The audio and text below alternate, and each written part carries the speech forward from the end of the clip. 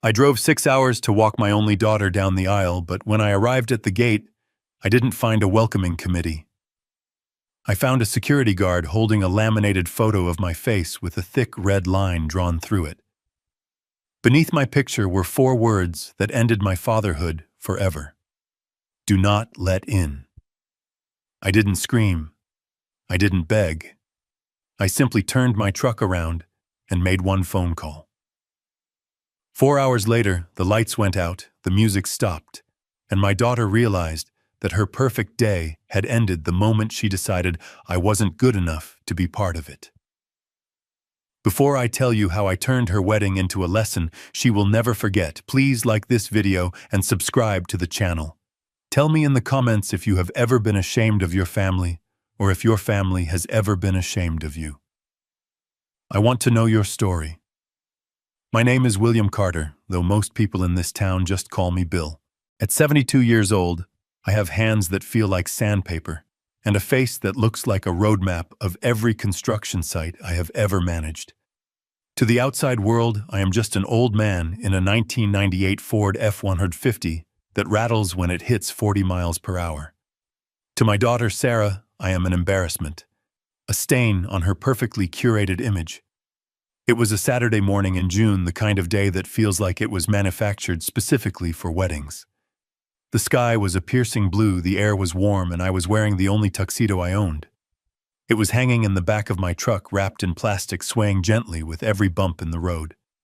I had bought it 20 years ago for an awards banquet, and it still fit, though perhaps a little tighter around the chest than it used to.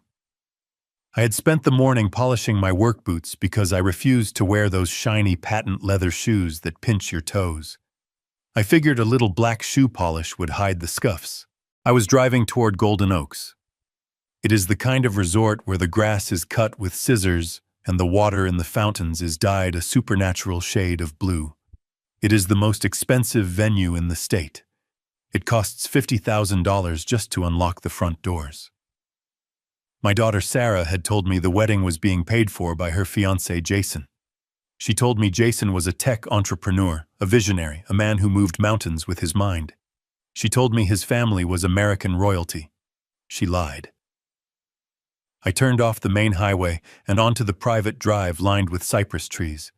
My old truck chugged and sputtered, a dinosaur entering a world of Teslas and Mercedes. I could see the valet stand ahead, staffed by young men in white jackets, who looked like they had never held a shovel in their lives. I felt a swell of pride in my chest. Not because of the luxury, but because my little girl was getting married. Despite the distance that had grown between us over the last few years, despite the missed calls and the short visits, I was still her father. I had a check in my pocket for $50,000. It was my wedding gift to her, a down payment on a house, or so I thought. I pulled up to the security checkpoint. It wasn't a simple gate. It was a fortress of limestone and iron. A security guard stepped out of the booth. He was a large man wearing a uniform that was too tight with sunglasses that hid his eyes. He didn't look at me. He looked at my truck. He looked at the rust on the fender. He looked at the oil stain I was probably leaving on their pristine pavement. He raised a hand, palm out, stopping me before I could even roll down the window. I rolled it down anyway. The air conditioning in my truck had broken 3 years ago, and I was starting to sweat. Name, the guard barked. He didn't ask. He demanded. William Carter, I said, smiling. I am the father of the bride. The guard didn't check a list. He didn't look at a computer screen. He didn't smile back. Instead, he reached under his counter and pulled out a clipboard. He held it up to my face. Clipped to the board was a photograph. It was a picture of me taken from a distance, probably with a cell phone zoom. I was wearing my denim overalls, standing on the porch of my cabin, holding a wrench. It wasn't a flattering picture, but what drew my eye wasn't the photo itself. It was the thick red marker line slashed diagonally across my face, and the text written in bold, angry letters at the bottom. Banned. Do not admit. If cited, call police immediately. I stared at the image. My brain refused to process it. It was like looking at a foreign language. "There must be a mistake," I said, my voice calm, though my hands had started to grip the steering wheel so hard my knuckles were turning white. "I am Sarah's father, Sarah Carter, the bride." "There is no mistake, old man," the guard said. He leaned in closer, and I could smell the stale coffee on his breath. "I have strict orders from Miss Sarah and Mr. Jason. No construction workers, no hillbillies, and definitely no one driving a heap of junk like this. You are ruining the aesthetic." The aesthetic. That was the word he used. My presence, my existence was a blemish on the visual perfection of my daughter's day. "Turn around," the guard commanded, pointing back toward the highway. "Before you leak any more oil on my driveway. If you are not gone in 30 seconds, I am radioing the sheriff. And trust me, you do not want to spend the night in a cell at your age." I sat there, the engine of my truck idling with a rough, rhythmic thumping. I looked past the guard up the winding drive toward the main clubhouse. I could see the white tents set up on the lawn. I could see the florists carrying massive arrangements of white hydrangeas. I could see the life I had paid for, though they didn't know it yet. My phone buzzed on the passenger seat. I picked it up. It was a text message from Sarah. I opened it, hoping for an explanation, hoping for an apology, hoping that this was all a terrible misunderstanding, and she was texting me to ask where I was. The message was long, and it was cruel. "Dad, please don't make a scene. I saw your truck turning onto the road. Please just go home. Jason's parents are here, and they are elite. They are sophisticated people. If they see you, if they see that truck, if they see your rough hands and your cheap suit, it will destroy everything. You don't fit in this world, Dad. You never have. Please let me have this one day of perfection. I will send you photos later. Just go." I read the message twice. Then I read it a third time. She didn't say she loved me. She didn't say she was sorry. She said I would destroy everything. She said I didn't fit. I looked at the guard. He was tapping his watch, a smug grin on his face. He enjoyed this. He enjoyed the power of turning away a man who clearly didn't belong. He thought he was the gatekeeper of paradise, protecting the beautiful people from the unwashed masses. I didn't argue. I didn't shout. I didn't try to explain that I had built the foundation this guard booth stood on 20 years ago. I didn't tell him that I knew the owner of this resort by his first name. I simply nodded. "Understood," I said. I put the truck in reverse. I backed up slowly, carefully. I turned the wheel, the tires crunching on the gravel. I drove back down the cypress-lined avenue, watching the white tents disappear in my rearview mirror. The drive home was silent. I didn't turn on the radio. I needed the silence to think. I needed the silence to process the fact that the little girl I had carried on my shoulders, the girl whose scraped knees I had bandaged, the girl I had put through college by working double shifts in the freezing rain, had just erased me from her life. I looked at my hands on the steering wheel. They were rough. They were stained with decades of oil paint and cement. Sarah was right about that. These hands were not sophisticated. These hands built things. These hands fixed things. But today, these hands had been rejected. My mind drifted back to a week ago. The memory was sharp and painful, like a stone in my shoe. Sarah had brought Jason to meet me for the first time. It was a surprise visit. I was at my cabin, a small wooden house on 3 acres of land near the river. It wasn't a mansion. It was a home. I had built it myself, plank by plank, after my wife Catherine passed away. It was my sanctuary. Jason had pulled up in a rented Porsche. He stepped out wearing a suit that cost more than my truck. He looked at my cabin with a sneer that he didn't bother to hide. "So this is the shack," Jason had said. He didn't say hello. He didn't shake my hand. He just looked at my home and called it a shack. Sarah laughed. It was a nervous, high-pitched laugh. "I know," she said, grabbing Jason's arm. "I keep telling him to sell it. The land is worth something even if the house is garbage. We could use that money, Jason. Imagine if we put it into your crypto project. Dad would finally be useful. I was standing right there. I was holding a tray of lemonade I had just made for them. I heard every word.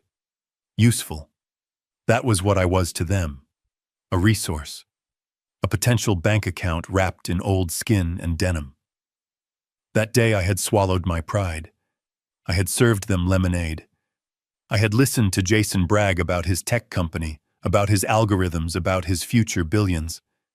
I had listened to Sarah agree with everything he said, looking at him with eyes that were blind to his arrogance. Dad, Sarah had said before they left that day, about the wedding. We are keeping it small. Just close friends. Maybe it is better if you don't worry about the travel. It is a long drive for an old man. I had insisted. I told her I wouldn't miss it for the world. I told her I had saved up.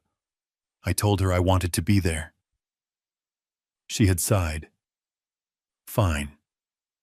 But please, Dad, try to look presentable. Now, driving away from the Golden Oaks, I realized that presentable was never the goal. The goal was invisibility. She wanted me to disappear. She wanted the money she thought I could provide by selling my home, but she didn't want the man who came with it. I reached into my pocket and pulled out the check for $50,000. It was a cashier's check, hard cash. I looked at it for a moment, then I tore it in half. Then I tore it in half again. I opened the window and let the pieces of paper fly out into the wind. They scattered like confetti along the highway. I wasn't sad anymore. The sadness had evaporated the moment I saw that red line across my face. What was left was something colder, something harder. It was the clarity of a man who examines a blueprint and realizes the structure is unsound. When a building has a rotten foundation, you don't paint over it. You don't try to patch it. You tear it down. I reached for my phone again. I wasn't going to call Sarah. I wasn't going to beg for entry. I scrolled through my contacts until I found the name I needed. Mr. Henderson. Henderson was my lawyer. But he was more than that. He was the keeper of my secrets. He was the man who managed the Carter Trust. See, Sarah and Jason made a fatal miscalculation. They judged me by my truck. They judged me by my overalls. They assumed that because I lived simply, I was simple. They assumed that because I lived in a cabin, I was poor. They didn't know that I had retired from construction 10 years ago because I had sold my company for $8 million.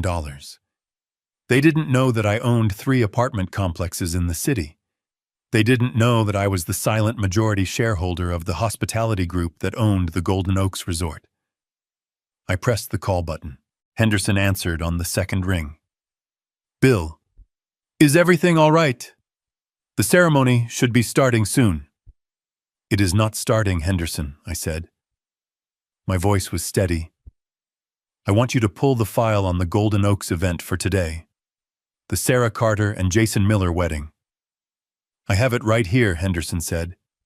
You paid the invoice in full last month, $200,000, under the anonymous donor clause, just like you asked. Sarah thinks Jason's family paid for it. Correction, I said.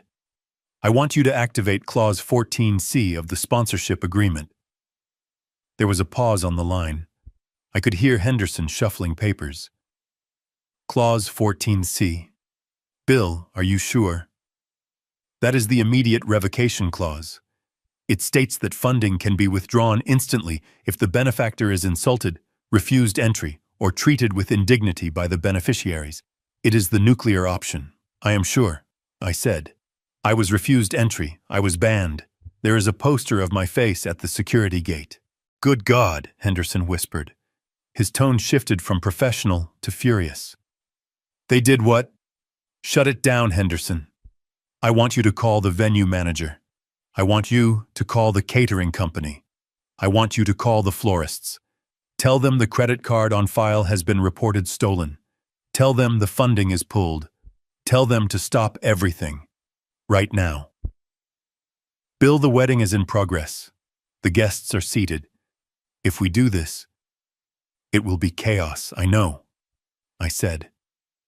I looked at the road stretching out before me. Do it. And Henderson. Yes, Bill. Call the resort management. Tell them I want access to the security camera feed. If I can't be there to see my daughter's big day, I want to watch it from my iPad. Consider it done, Henderson said. I hung up the phone. I was 20 minutes from home. 20 minutes until I could pour myself a drink, sit in my favorite chair, and watch the house of cards collapse.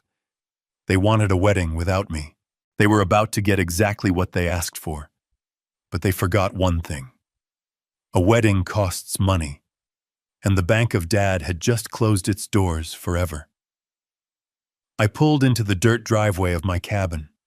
The sun was starting to dip lower in the sky, casting long shadows across the porch. It was peaceful here. The river flowed quietly in the distance. The birds were singing. It was a stark contrast to the storm I had just unleashed. I walked inside and didn't even turn on the lights. I went straight to the wall safe behind the painting of the old mill. I spun the dial. Click, click, click. The heavy door swung open.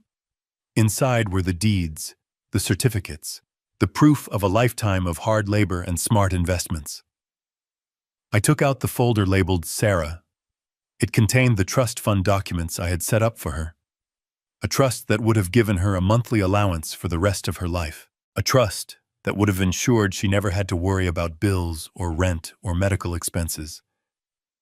I took the folder to my desk. I opened the drawer and took out a red stamp. It was the stamp I used for rejected construction bids. Void. I stamped the first page, then the second, then the third. The sound of the stamp hitting the paper was loud in the quiet room. Thump, thump, thump. It wasn't anger. It was housekeeping. I was cleaning up the mess. I went to the kitchen and poured a glass of whiskey. It wasn't the expensive stuff Jason drank. It was the cheap stuff that burns on the way down. It tasted like truth. I sat down in my leather armchair and opened my iPad. I logged into the secure server for the Golden Oaks Resort. Henderson had worked fast. The login credentials were already in my inbox. I selected the camera feed for the grand ballroom. The image flickered to life. It was magnificent. Crystal chandeliers dripped from the ceiling. Tables were set with gold-rimmed plates and crystal glasses. Waiters were moving through the crowd with trays of champagne. I saw Sarah. She was standing near the head table looking radiant. She was laughing, holding a glass of wine, her other hand resting on Jason's arm. She looked happy. She looked relieved. She thought the problem me had been dealt with. I saw Jason. He was puffing out his chest, talking to a group of men, probably trying to sell them on some imaginary investment. He looked like he owned the place. I saw an older couple sitting next to them. A man in a tuxedo and a woman in a sequined gown. They looked distinguished. They looked wealthy. They must be the elite parents Sarah had told me about. I zoomed in. There was something odd about them. They didn't look at Jason with pride. They looked at their watches. They looked bored. They looked like they were on the clock. I took a sip of whiskey. Then it happened. On the screen, the massive crystal chandelier above the dance floor flickered. Once. Twice. Then it went dark. The music, which had been a soft orchestral swell, cut out abruptly with a screech of feedback. The room plunged into a twilight gloom lit only by the emergency exit signs and the few candles on the tables. I saw heads turn. I saw the confusion ripple through the crowd like a wheel. I saw Sarah's smile vanish. She tapped her microphone. Nothing. She looked around, her face twisting into a mask of irritation. Then a man in a dark suit walked onto the stage. I recognized him. It was Mr. Sterling, the general manager of the resort. He didn't have a microphone, so he cupped his hands around his mouth. I turned up the volume on my iPad.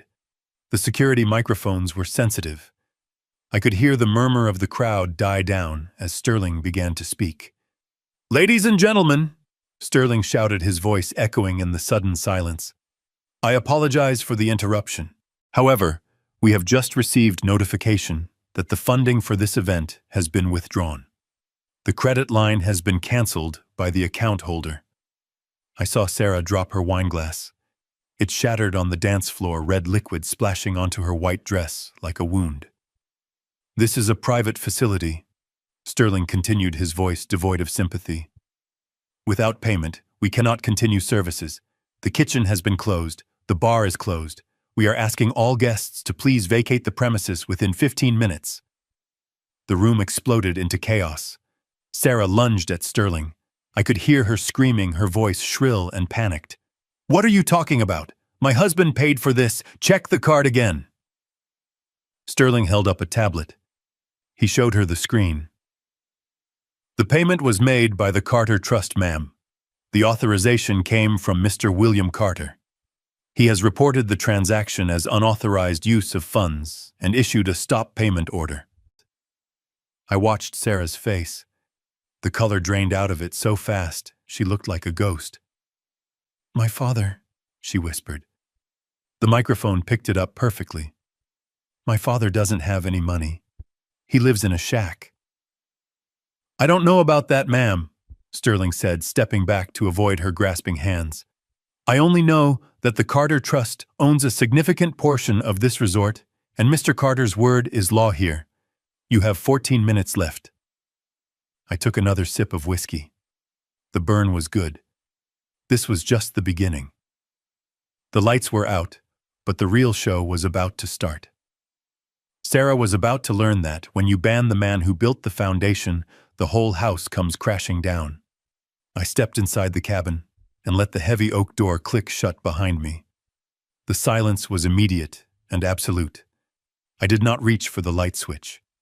I did not need to see the worn rug or the chipped paint on the walls to know where I was. I knew every inch of this floor because I had laid it myself 40 years ago.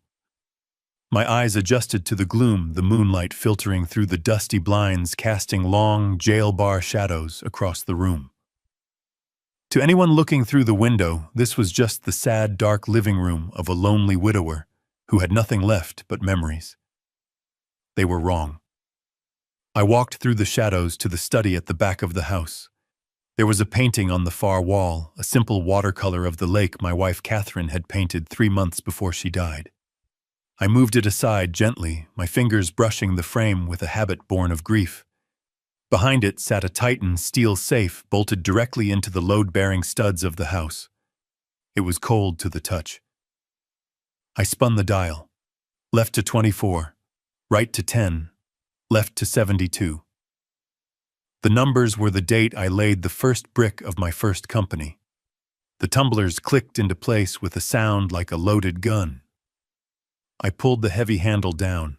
The door swung open, and the smell of old paper and cold steel filled the room. Inside, there were no stacks of cash. There were no gold bars. There was something far more dangerous. Information.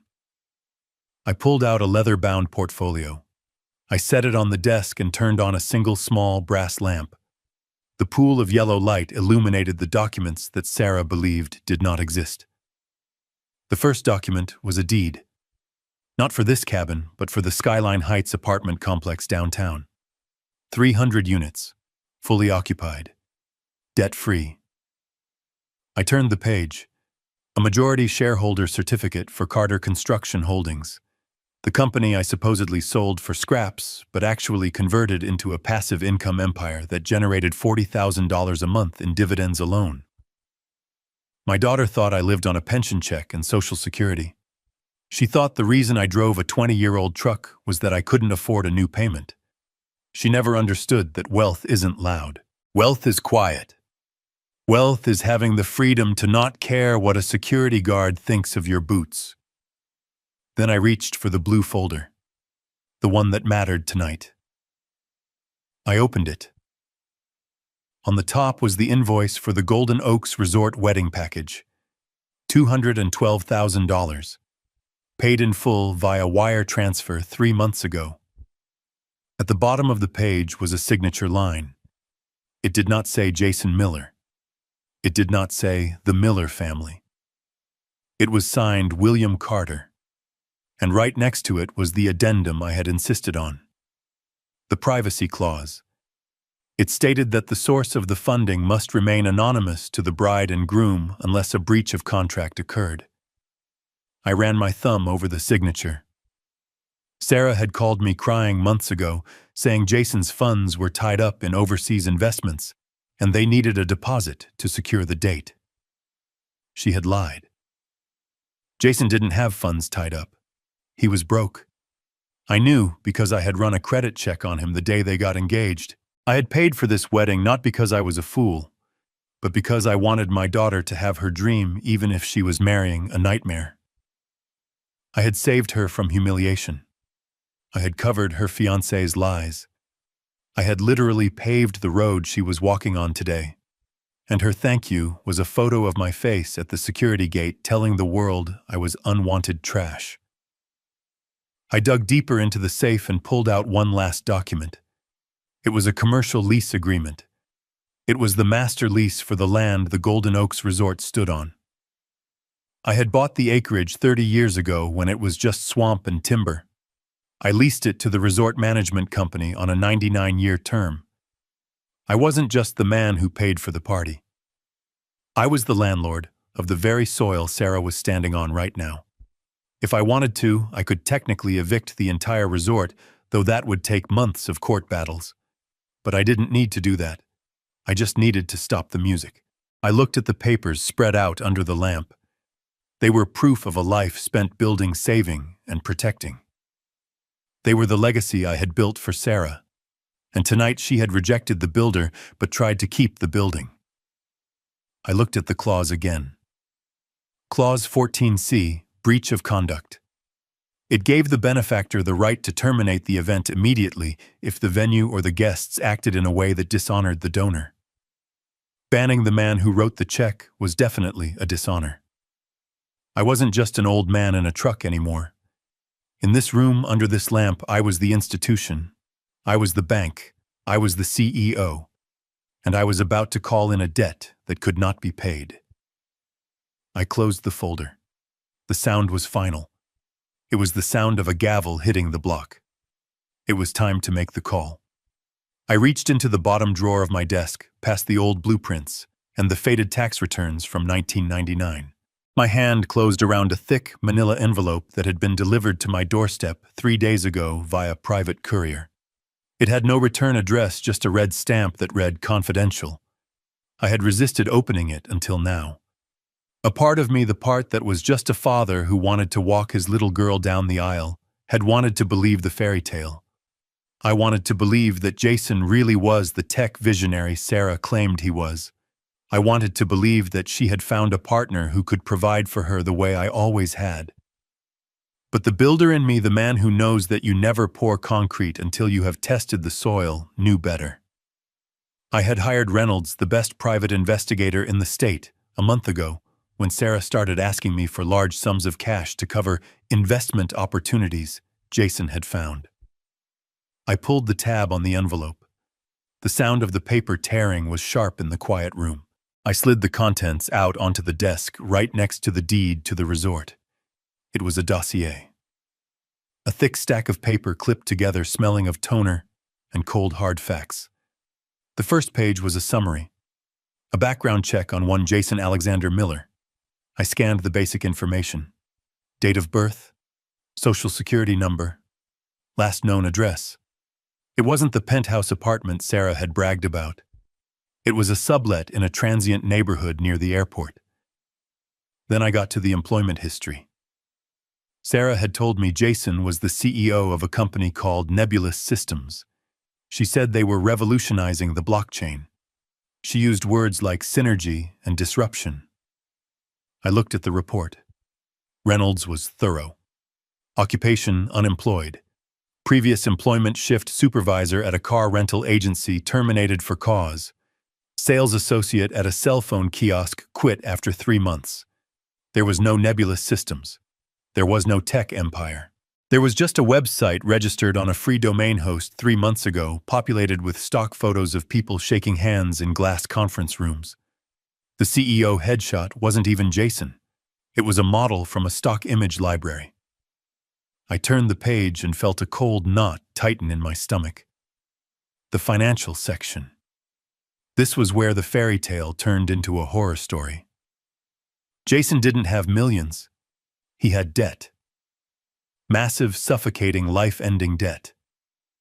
The report listed judgments from 3 different credit card companies totaling over $80,000. But that was the clean debt. That was the debt you handle in bankruptcy court. The next page listed the dirty debt. Reynolds had dug deep. He had found the gambling records, Atlantic City, online sports betting sites based in the Caribbean, underground poker rooms in the city. Jason was a gambler, and he was a bad one. Total estimated liabilities to unlicensed lenders, $540,000. I stared at the number. $500,000. This wasn't just bad money management. This was a death sentence. I realized with a jolt of clarity exactly what this wedding was. It wasn't a celebration of love. It was a fundraising event. Jason wasn't marrying my daughter because he cherished her. He was marrying her because he needed the cash gifts. He needed access to her credit score, which was still pristine thanks to my guidance. He needed a wife he could use as a shield against the people who break legs for a living. I flipped through the photos attached to the file. Grainy shots of Jason arguing with men in leather jackets outside a pool hall. Photos of him pawning a Rolex watch.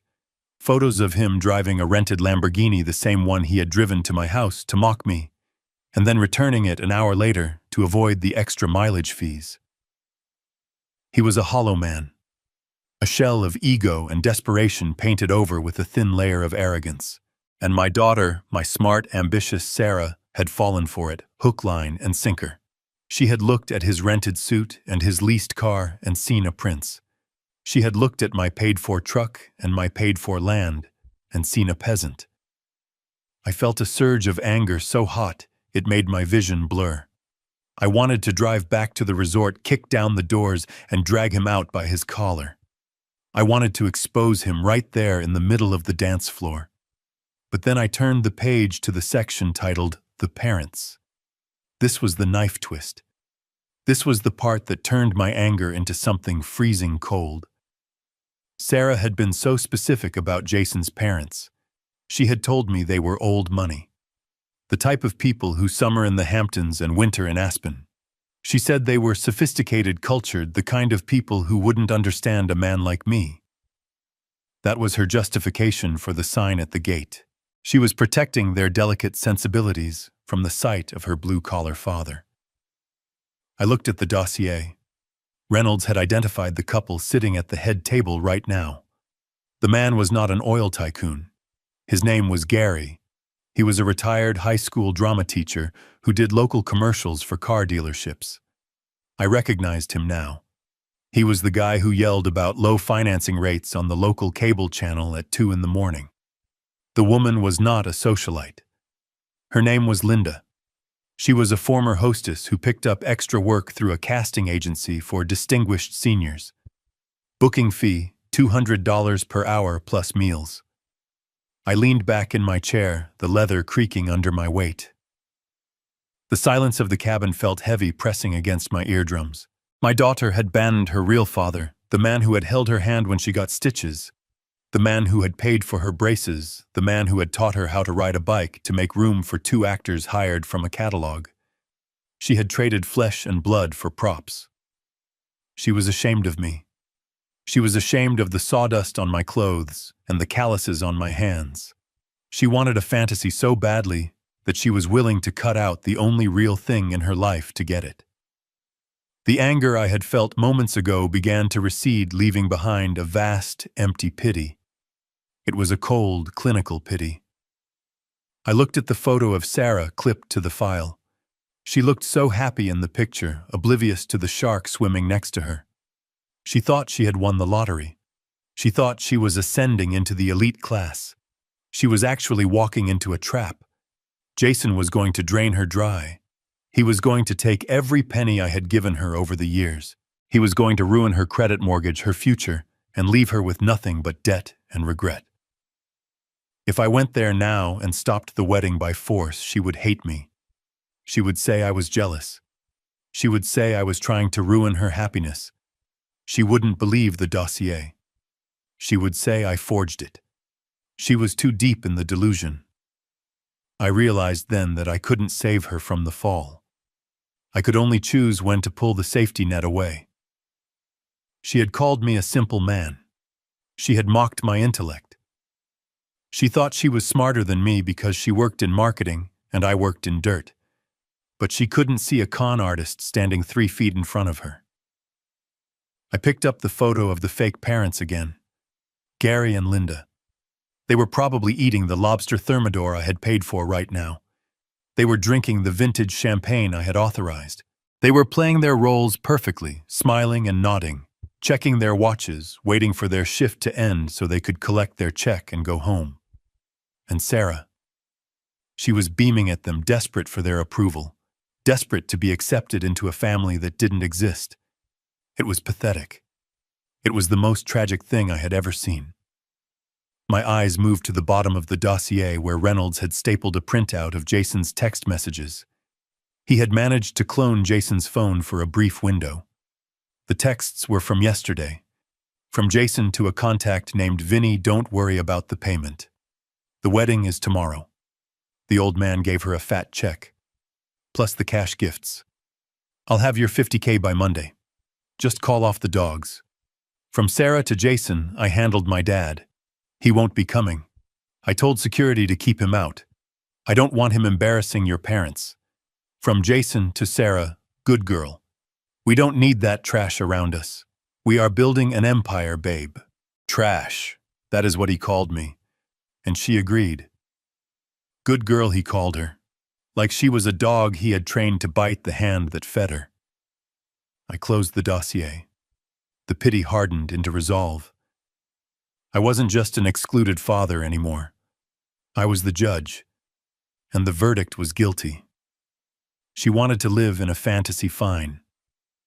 I would let the fantasy play out until the lights went off. I would let her stand in the dark with her fake husband and her fake in-laws.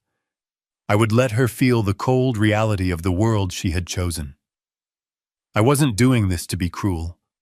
I was doing this because it was the only lesson she would ever understand. You cannot build a life on lies. You cannot build a future on debt. And you certainly cannot build happiness by discarding the people who love you. I looked at the phone on my desk. It was time to make the call to Henderson. It was time to cut the power. It was time to show Sarah exactly what her empire was worth when the Bank of Dad stopped making deposits. I reached for the receiver. My hand was steady. I didn't feel like crying anymore. I felt like working. And tonight, my work was demolition. I was going to bring the whole house down, brick by fake brick. I picked up the receiver of the landline on my desk. It was an old, heavy black phone, the kind that feels like a weapon in your hand. I dialed Arthur Henderson's private mobile number. I didn't need to look it up. I had memorized it 20 years ago when he helped me navigate the zoning wars that allowed me to build the very resort where my daughter was currently celebrating her exclusion of me. The line rang once, twice, then a click. Bill Henderson's voice came through crisp and professional, though I could hear the faint hum of background noise.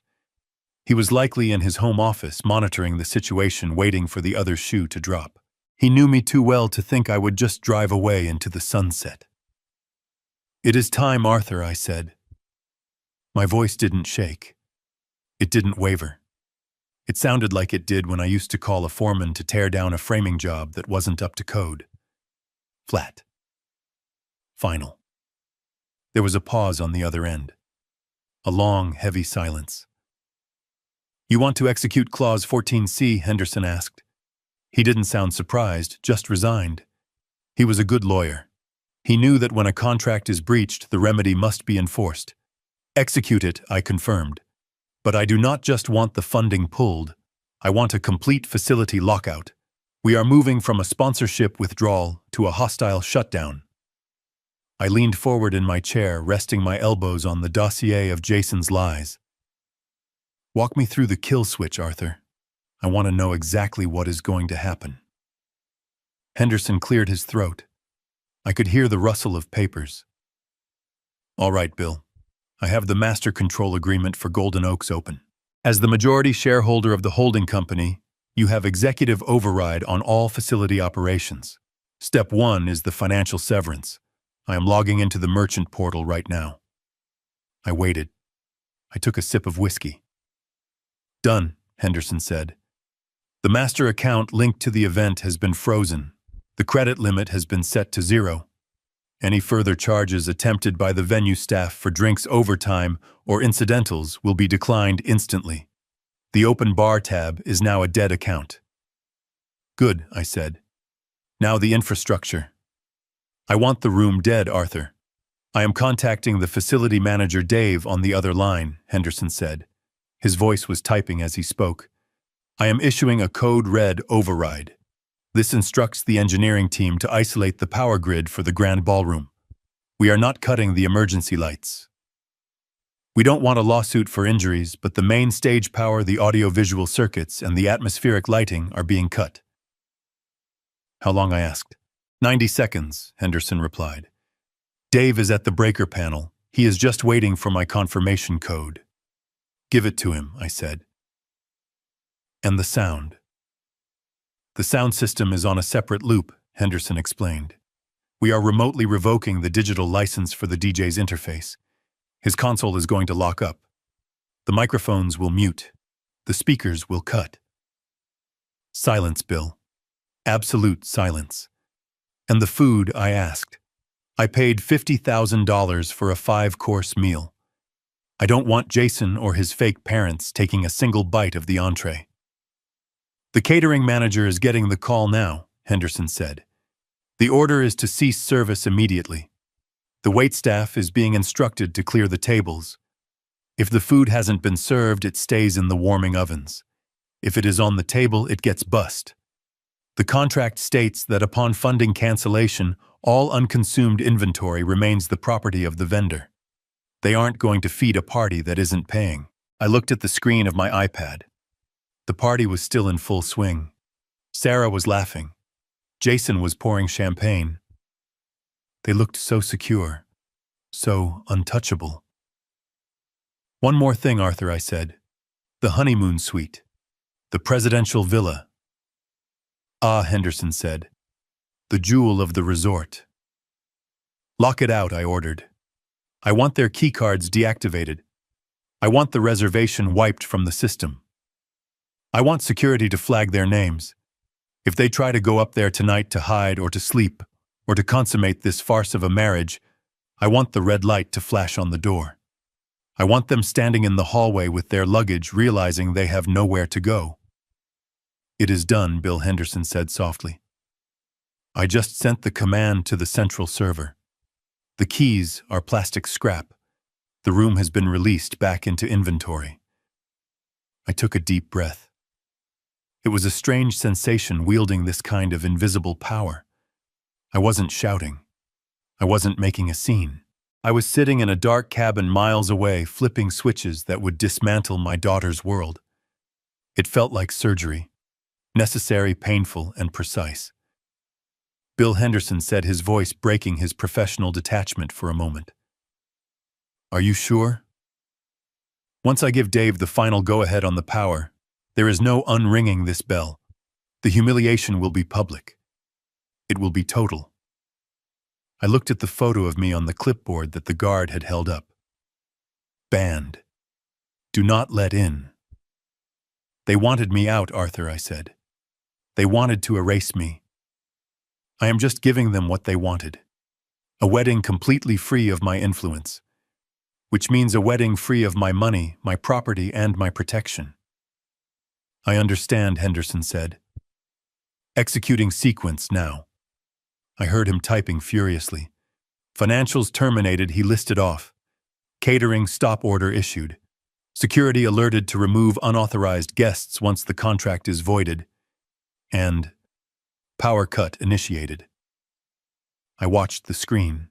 "It's happening," Henderson said. "Goodbye, Bill. Call me if you need bail money, though I suspect Jason is the one who will need it." I hung up the phone. I stared at the iPad. The delay on the feed was only a few seconds. I saw the moment the order hit the system. I saw the chandeliers flicker. I saw the lights die. I saw the darkness swallow the room, leaving only the terrified faces illuminated by the flickering candles. It was done. The builder had pulled the cornerstone. Now I just had to watch the collapse. I poured another 2 fingers of whiskey into my glass and leaned closer to the iPad screen. The feed from camera 4 offered a panoramic view of the grand ballroom, a high-angle shot that made the guests look like chess pieces on a very expensive board. It was a scene of absolute manufactured perfection. The floral centerpieces were towering sculptures of white orchids and hydrangeas costing $300 a table. The linens were crushed velvet in a shade of champagne that Sarah had insisted was essential for the ambiance. The light from the crystal chandeliers refracted through the room, creating a shimmering golden haze that softened the edges of reality. It was beautiful. It was expensive. And it was entirely fraudulent. I zoomed in on the head table. There was Jason standing up holding a flute of Dom Perignon. Even through the digital feed, I could see the sheen of sweat on his forehead. He was in his element, or at least the element he desperately pretended to belong to. He was wearing a tuxedo that fit him a little too well, likely tailored within an inch of its life to hide the fact that he was a man crumbling under the weight of $500,000 in debt. He was gesturing expansively with his free hand, addressing a group of men at the adjacent table. These weren't friends. I recognized one of them. It was the local Lexus dealer. Jason wasn't celebrating his marriage. He was networking. He was pitching. I turned up the volume on the iPad. The ambient noise of clinking silverware and polite laughter filled my quiet cabin. I could catch snippets of Jason's voice, loud and brash, cutting through the murmur. "Blockchain integration," he was saying, pumping his fist slightly. "We are talking about a paradigm shift in how assets are liquidated. Nebulous Systems isn't just a company, gentlemen. It is a movement. You get in on the ground floor now, and in 6 months you are looking at a 10x return. Conservative estimate." He took a swig of champagne, not sipping it like a gentleman, but gulping it like a man who needed the liquid courage. He looked manic. His eyes darted around the room, scanning the exits, scanning the faces, perhaps looking for the debt collectors he knew were circling. But to the room, he was the picture of young, aggressive success.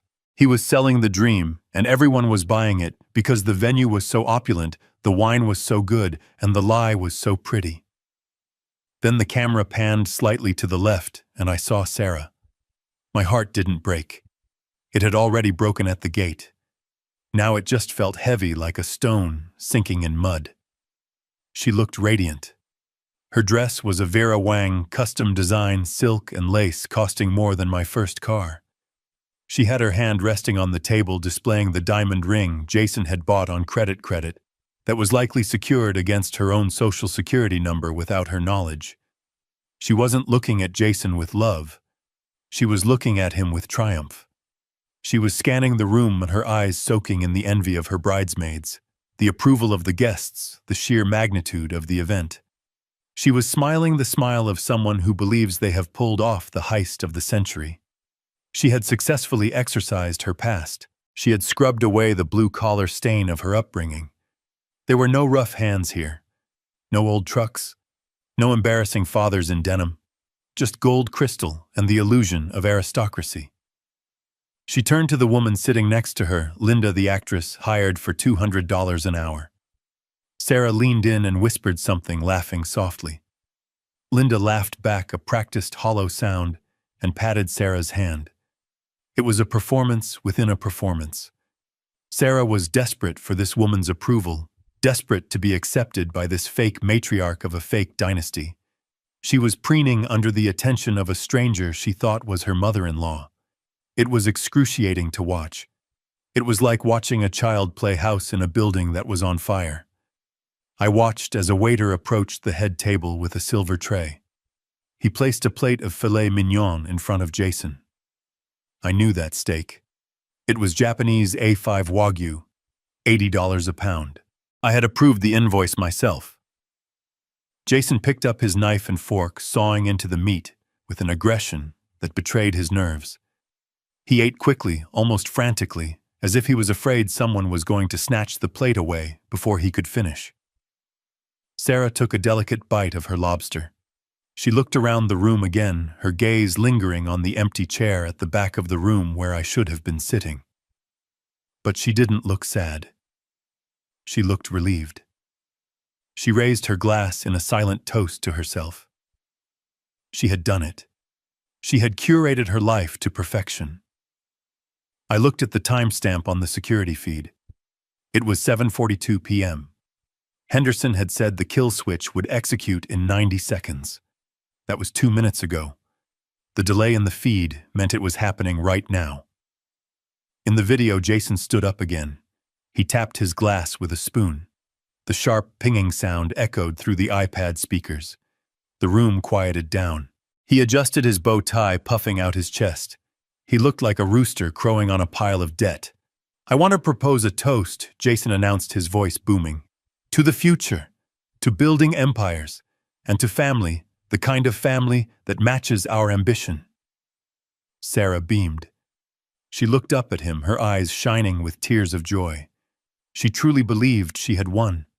She believed this moment was the start of her golden age. I took a sip of my cheap whiskey and swallowed it down. "Enjoy the toast, Jason," I whispered to the empty room. "Because you are about to find out that empires built on other people's money have a nasty habit of collapsing when the rent comes due." On the screen, the massive crystal chandelier above their heads gave a sudden, violent flicker. It wasn't a subtle dimming. It was a spasm. The light surged brighter for a fraction of a second, illuminating the greed and the fear on Jason's face in harsh white clarity. And then everything went black. The darkness wasn't just an absence of light. It was a physical weight that dropped onto the room with the force of a hammer. For 3 seconds, there was absolute silence. No breath, no movement, just the shock of a world that had suddenly ceased to exist. Then the screaming started. It wasn't the scream of people in mortal danger. It was the scream of entitlement being denied. It was the sound of 200 people realizing their comfort had been snatched away without permission. I watched on the iPad screen as the infrared night vision on the security cameras kicked in, turning the scene into a ghostly, greenish monochrome. Jason was still standing with his glass raised, frozen, like a statue. He tapped the microphone. Thump, thump. Nothing. The feedback loop was dead. His voice, moments ago booming with arrogance about empires and blockchain, was now just a small, insignificant sound in a very large, very dark room. Then the emergency lights flickered on. They weren't the soft golden sconces of the ballroom. They were harsh industrial halogen beams mounted above the exit doors. They cast long, jagged shadows across the tables, turning the floral arrangements into strange, looming monsters and making the guests' faces look gaunt and terrified. The illusion of the fairy tale was gone. What was left was a warehouse full of confused people in expensive clothes. I saw the service doors swing open. A phalanx of waitstaff marched in. They weren't carrying trays of food. They were pushing bus tubs. They moved with military precision, instructed by the order Henderson had sent. They began clearing the tables immediately. I saw a waiter snatch a bottle of wine from a table before a guest could pour a second glass. I saw another slide a plate of untouched appetizers right out from under a bridesmaid's nose. The murmur of the crowd grew into a roar of indignation. What is going on? Where is the power? Why are they taking the food? Then the man I had been waiting for appeared. Mr. Sterling, the general manager, walked onto the center of the dance floor. He didn't need a microphone. He had the kind of voice that could cut through concrete. He held a tablet in one hand and a megaphone in the other, though he didn't raise it yet. He looked up at the head table directly at Jason and Sarah. "Ladies and gentlemen," Sterling shouted. The room quieted down, not out of respect, but out of confusion. "May I have your attention, please? This event has been terminated effective immediately." Sarah stood up so fast her chair fell over backward with a loud crash. She navigated through the gloom, her white dress looking gray in the emergency lighting. She rushed to the edge of the stage, looking down at Sterling with a mix of fury and disbelief. "Terminated!" she shrieked. Her voice cracked. "Are you insane? Do you know who we are? My husband paid for this entire night. Turn the lights back on right now, or I will sue you for every penny you have." Sterling didn't flinch. He didn't apologize.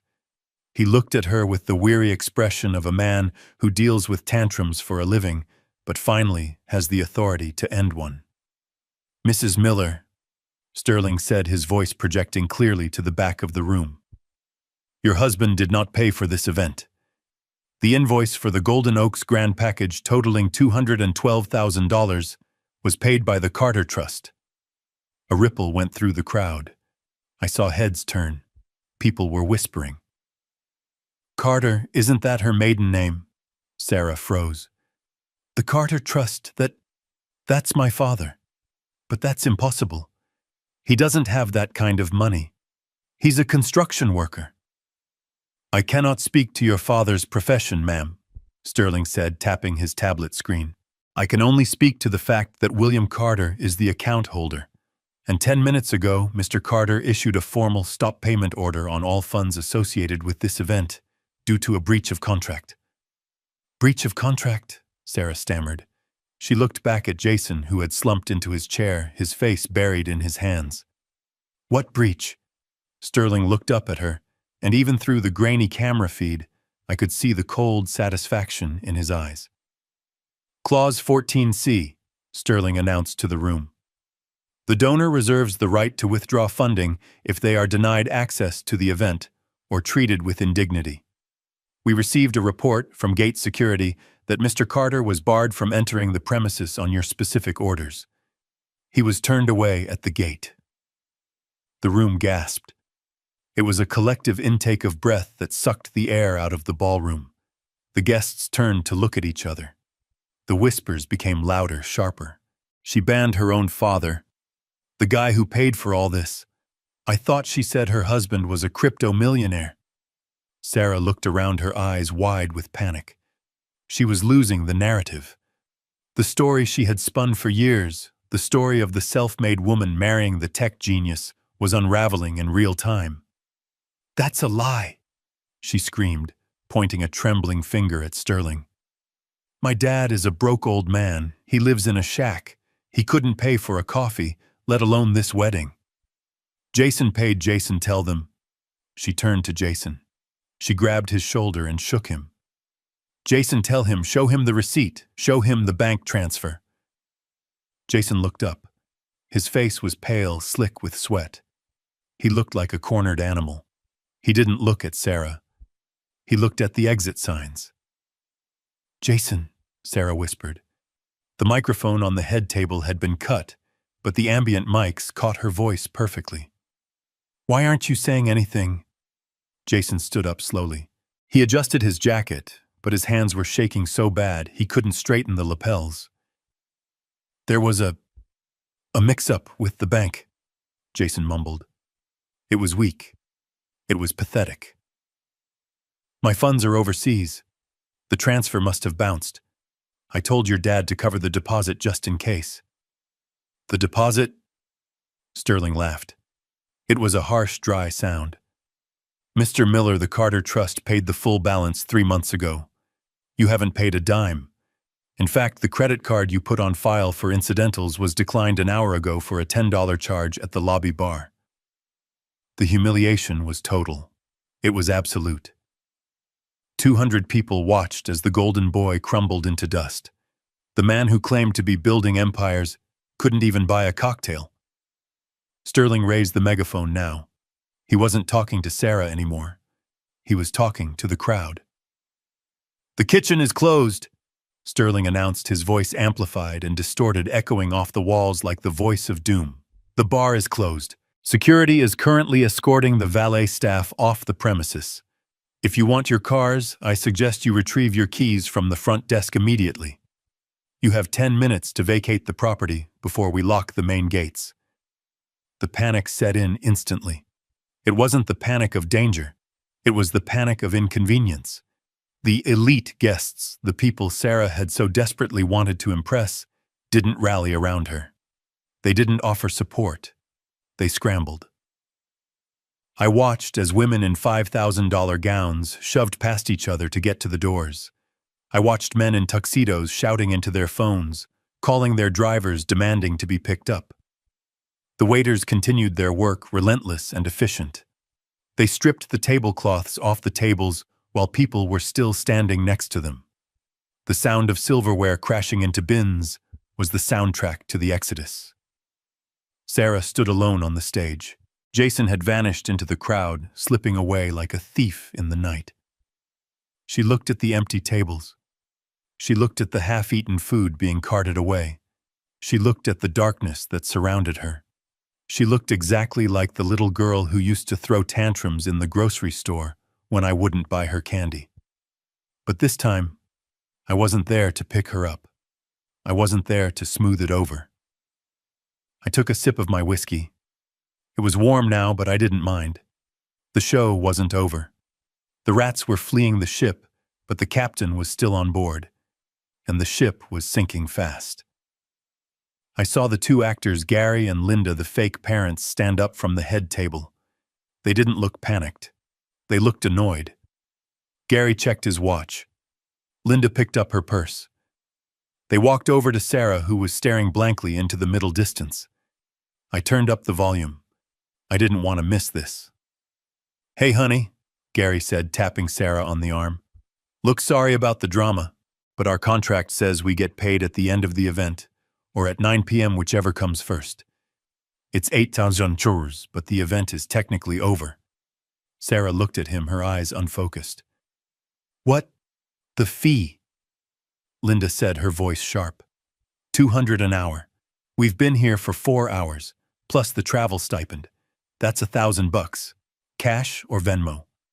Sarah blinked. "Who are you?" "I'm Gary. This is Linda," the man said. "We're the talent. Jason hired us through Gigmasters to play his parents. Look, lady, are you going to pay us, or do we have to file a dispute with the app?" Sarah's knees gave out. She sat down hard on the edge of the stage, her expensive dress pooling around her like a deflated parachute. "Actors," she whispered. "You're actors. We're professionals," Linda huffed. "And professionals get paid. Where is Jason?" "He ran," Sarah said. Her voice was flat, dead. "He ran away." I watched from my cabin miles away as the reality of her choices crashed down on her. She was alone in the dark, wearing a dress she didn't own, married to a fraud, abandoned by the father she had banned. It was the most expensive lesson I had ever taught her, and class was just beginning. I watched the screen as the woman Sarah believed to be her mother-in-law unclasped her purse. The movement was sharp, devoid of the graceful, aristocratic languor she had displayed all evening. Linda, the $200 an hour extra, was done performing. She reached into her clutch, pulled out a pack of cigarettes, and lit one right there at the head table. The flame from her lighter flared in the gloom, a tiny beacon of rebellion against the sudden austerity of the room. The smoke curled up toward the dead chandelier. It was the ultimate breach of etiquette in a venue that prided itself on exclusivity, but Linda clearly didn't care about the rules of a game that had just been canceled. She took a long drag, exhaled a gray plume into the face of a stunned bridesmaid, and turned her attention to my daughter. Sarah was still slumped on the stage, her expensive dress pooling around her like a puddle of spilt milk. She looked up at the woman, her eyes wide and wet, seeking comfort. She reached out a trembling hand, perhaps expecting the maternal warmth that Linda had been contracted to provide for the past 6 hours.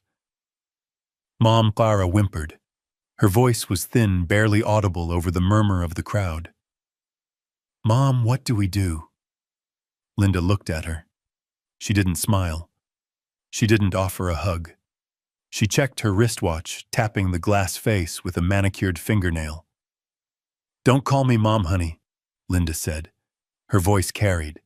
It was a smoker's voice, raspy and hard, nothing like the cultured mid-Atlantic accent she had been using all night. The contract ended at 8 o'clock. It is 8:05. I am off the clock. And frankly, this working environment is unsafe. Sarah blinked, her brain misfiring as it tried to reconcile the woman in front of her with the character she had married into. Contract, Sarah whispered. Gary, the man playing the father, stepped forward. He loosened his bow tie, undoing the top button of his shirt with a sigh of relief. He looked down at Sarah with the expression of a contractor looking at a client whose check had bounced. Look, Lady Gary said, pointing a finger at her. We are professionals. We did the rehearsal dinner. We did the meet and greet. We sat through that hour-long ceremony without yawning once. We held up our end of the deal. But Jason explicitly stated we would be paid in cash immediately following the speeches. He looked around the darkened room, scanning the shadows for the groom who had vanished. We haven't been paid, Gary announced to the room.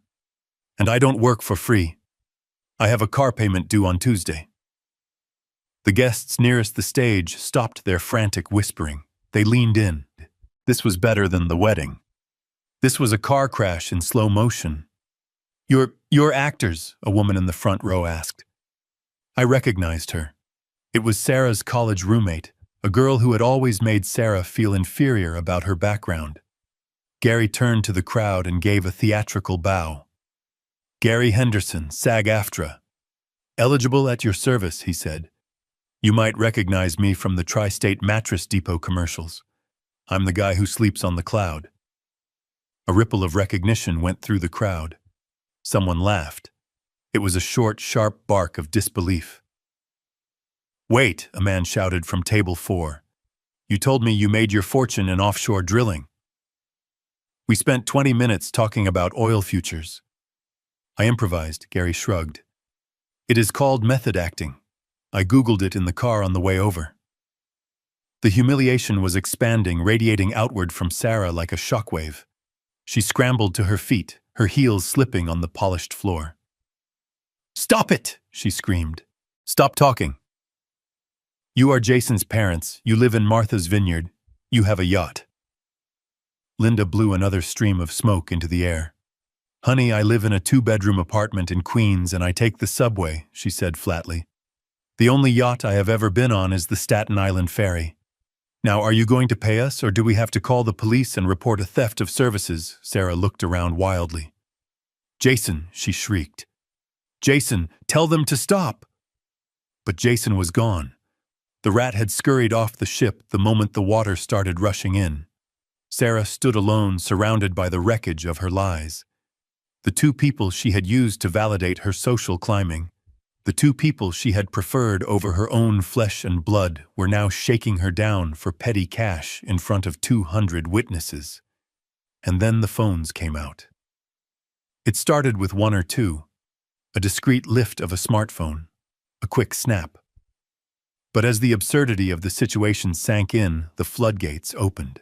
The guests, these people Sarah had curated so carefully, these friends she wanted to impress so desperately, turned on her. They weren't helping her. They were filming her. I watched on my screen as dozens of small, rectangular lights illuminated the darkness. They were like fireflies surrounding a dying animal. The flashes popped, blinding Sarah, freezing her terror in high definition. I could see their lips moving. I didn't need audio to know what they were saying. They were live streaming. They were posting stories. They were typing hashtags. Wedding fail. Groom missing. Fake parents. Sarah covered her face with her hands. She tried to hide, but there was nowhere to go. She was trapped in the center of the room, illuminated by the merciless glow of social media. This is what she wanted, I thought, taking a sip of whiskey. She wanted to be the center of attention. She wanted to be viral. She wanted everyone to look at her. Well, they were looking now. One of the bridesmaids, a girl in a pink dress, who looked like she had cost more than my entire house, stepped up to the edge of the stage. She didn't offer a hand to help Sarah down. She held up her phone and started recording a selfie video with Sarah sobbing in the background. "Oh my God, you guys," the bridesmaid said, her voice carrying to the security mic. "You will not believe this. The groom is a fraud.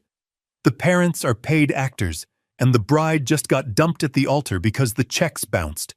This is literally the most insane thing I have ever seen." Sarah heard her. She lowered her hands. She looked at her friend. "Becky," Sarah whispered. "Please, don't." Becky didn't stop recording. She just pivoted to get a better angle of the fake mother smoking a cigarette.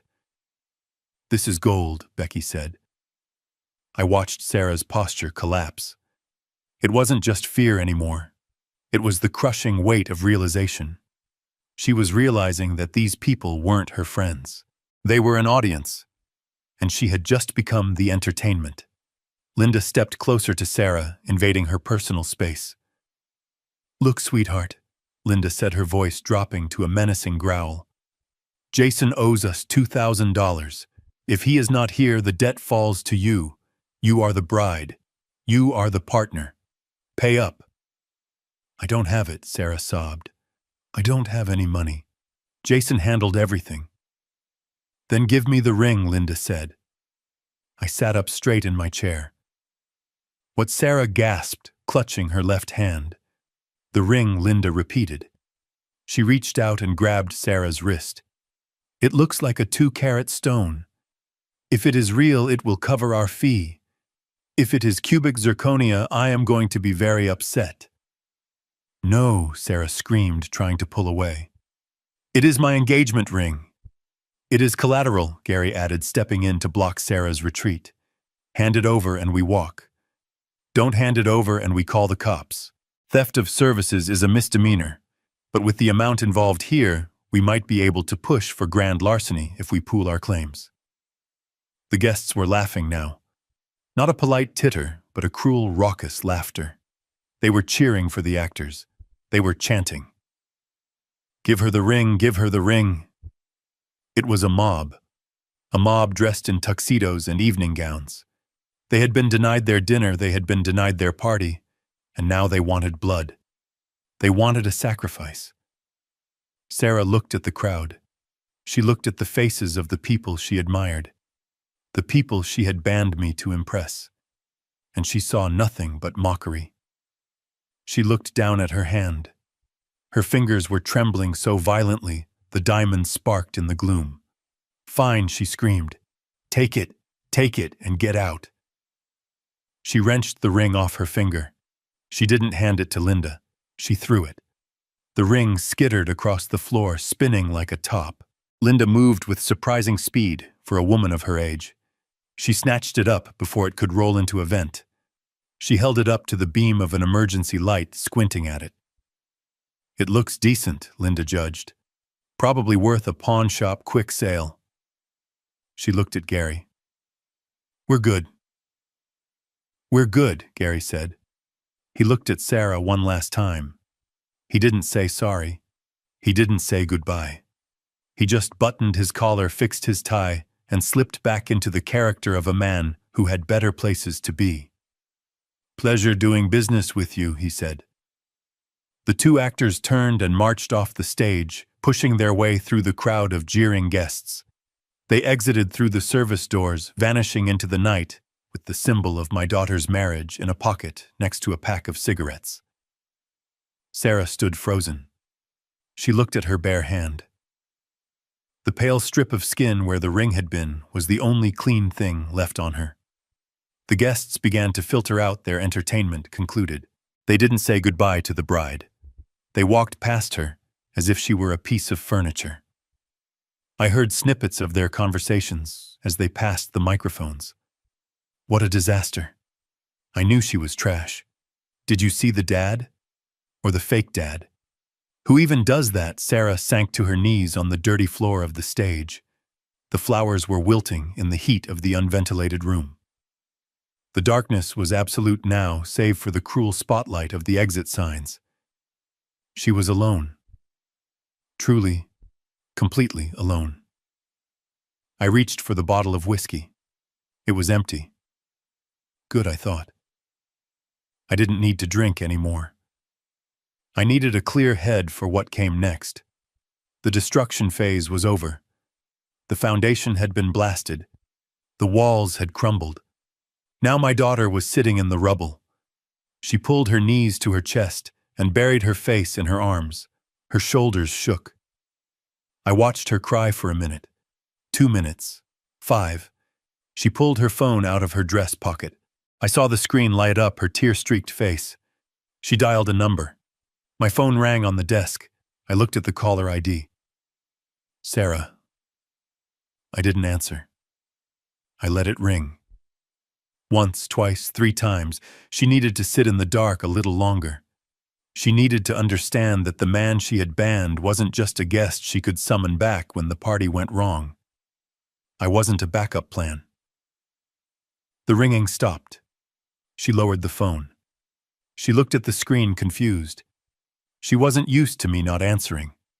I had answered every call for 29 years. But tonight, the line was dead.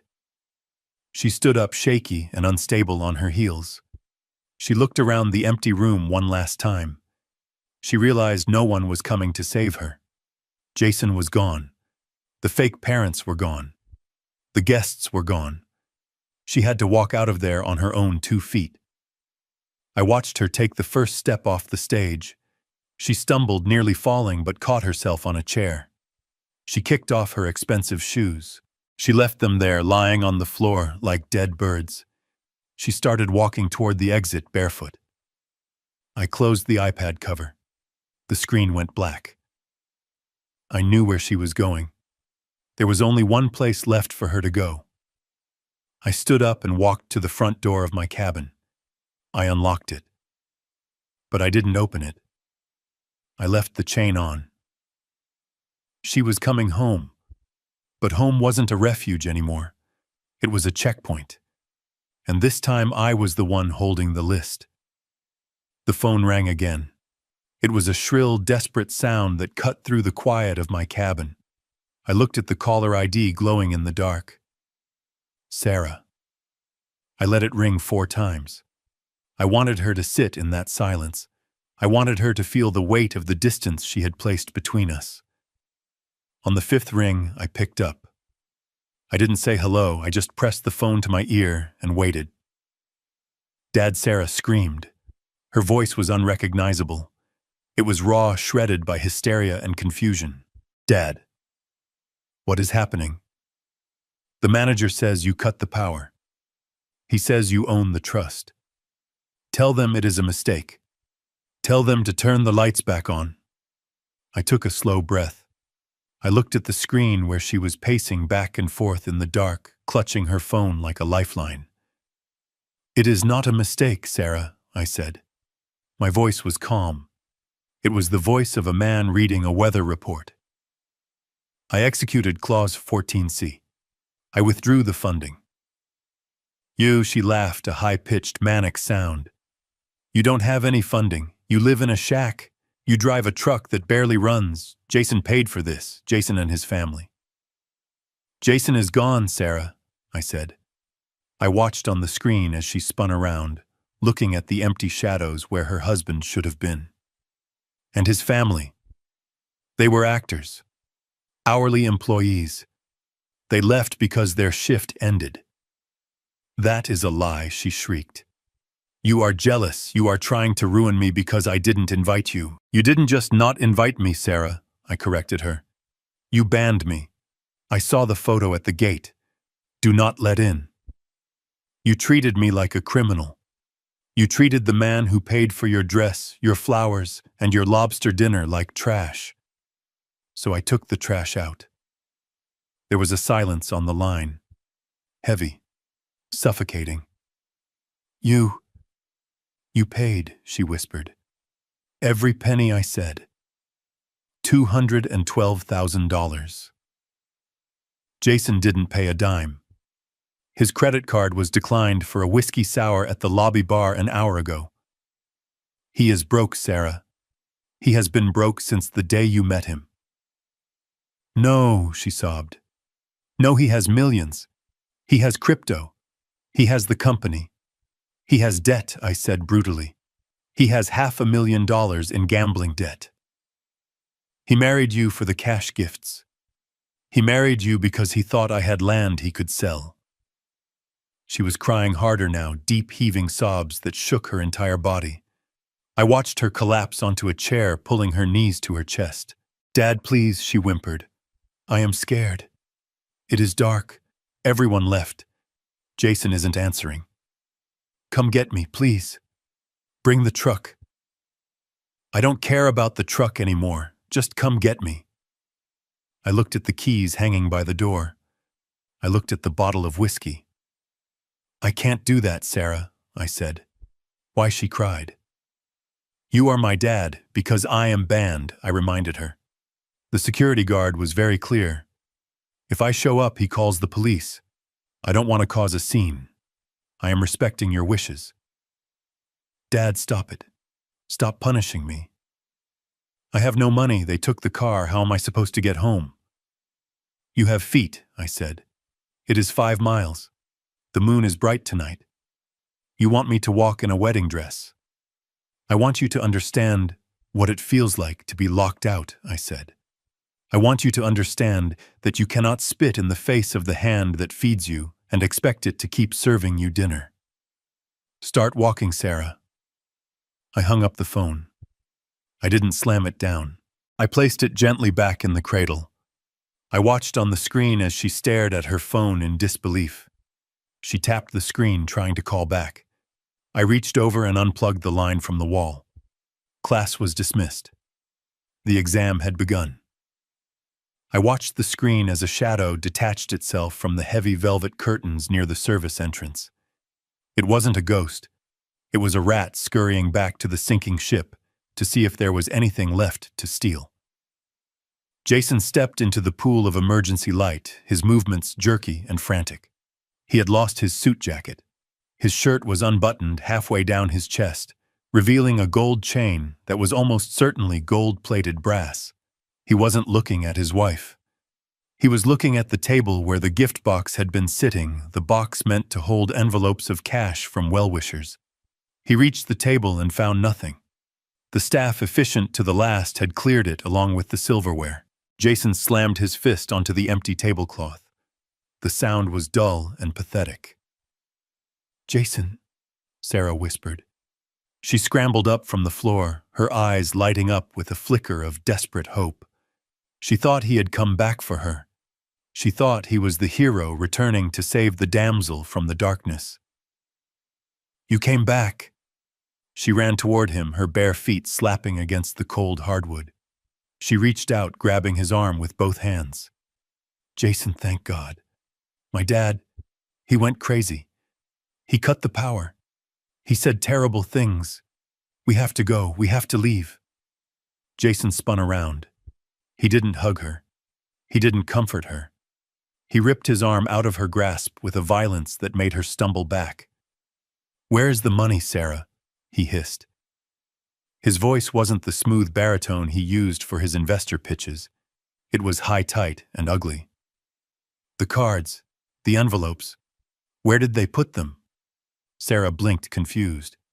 The gifts, I don't know. The manager took everything. Jason. Why does that matter? We need to call the police. My dad. Shut up about your dad! Jason screamed. Spittle flew from his lips, illuminated by the harsh halogen light. Your dad is the reason I'm a dead man walking. He locked the accounts. He froze the transfer. Do you have any idea what you've done? Me. Sarah recoiled. I didn't do anything. I defended you. I banned him for you. You didn't ban him hard enough. Jason advanced on her, backing her toward the edge of the dance floor. You told me he was a pushover. You told me he was a simple construction worker with a nest egg we could crack open. You didn't tell me he was the shark who owns the tank. He grabbed her shoulders, his fingers digging into her skin. "Do you have cash on you?"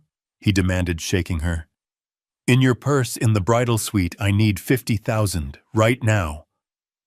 50,000, Sarah sobbed. "Jason, you're scaring me.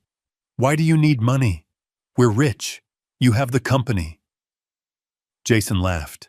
It was a sound like glass breaking in a garbage disposal. "There is no company, you stupid cow," he spat. "There never was. It's a website. It cost me $12 to register the domain. I needed your credit score. I needed your dad's land. And now I have nothing because you couldn't keep your old man on a leash." I watched Sarah's face crumble. It wasn't just heartbreak. It was the total annihilation of her reality. The man she worshipped, the man she had placed on a pedestal above her own flesh and blood, was looking at her with pure, unadulterated hatred. You used me," she whispered. "I tried to use you," Jason corrected her. "But you turned out to be useless. You're just a broke girl with a rich daddy who hates her. You're a liability." Then on the edge of the camera frame, I saw movement at the rear service doors. The ones I had instructed Henderson to unlock remotely 3 minutes ago. 3 men stepped into the ballroom. They didn't look like wedding guests. They wore leather jackets that were too heavy for the season and expressions that were too calm for the situation. They walked with the heavy planted steps of men who are used to walking through walls. I recognized the one in the middle. It was Vinny. The loan shark Reynolds had identified in the dossier. Jason saw them too. He froze. His grip on Sarah's shoulders tightened until she cried out in pain. "Jason," Vinny called out. His voice was casual, friendly even. It echoed through the empty cavern of the ballroom.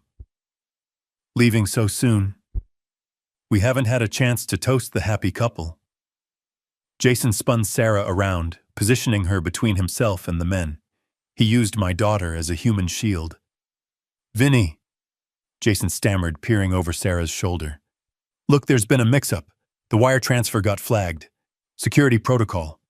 You know how banks are. I'll have it Monday, first thing." Vinny kept walking. He didn't speed up. He didn't slow down. "Monday is a long way away, Jason," Vinny said. "And my associates get nervous over the weekend. We heard the wedding got canceled. We heard the money got pulled. That makes us think you might be planning a vacation." "No," Jason yelped. "No vacation. Look, she has it." He shoved Sarah forward, pushing her toward the men. "She's the one with the money," Jason shouted. "Her dad is William Carter. He owns this whole place. Take her, hold her for ransom. He'll pay, he loves her." Sarah stumbled, catching her balance just before she reached Vinny. She looked back at her husband with wide, horrified eyes. "Jason," she gasped. "What are you saying? Give them your jewelry." Jason screamed at her. "The necklace, the earrings, give it to them." It's fake," Sarah whispered, her hand going to her throat. "You told me it was vintage, but I took it to get cleaned. It's paste. You bought it at a kiosk." Jason's face twisted into a mask of pure fury. His last asset, his last bargaining chip, was worthless. He had conned himself. Vinny stopped 5 feet away. He looked at Sarah, shivering in her dress. He looked at the fake diamonds around her neck. He shook his head. "We don't want the girl, Jason," Vinny said calmly. "We want you. You signed the marker." Jason looked left. He looked right. He realized there was nowhere to go. The men were blocking the only exit he knew was open. Panic took over. The animal instinct of a trapped rat kicked in. He grabbed Sarah one last time. Not to hold her, not to save her. He grabbed the bodice of her dress and heaved. "Get out of my way!" he shrieked. He shoved her.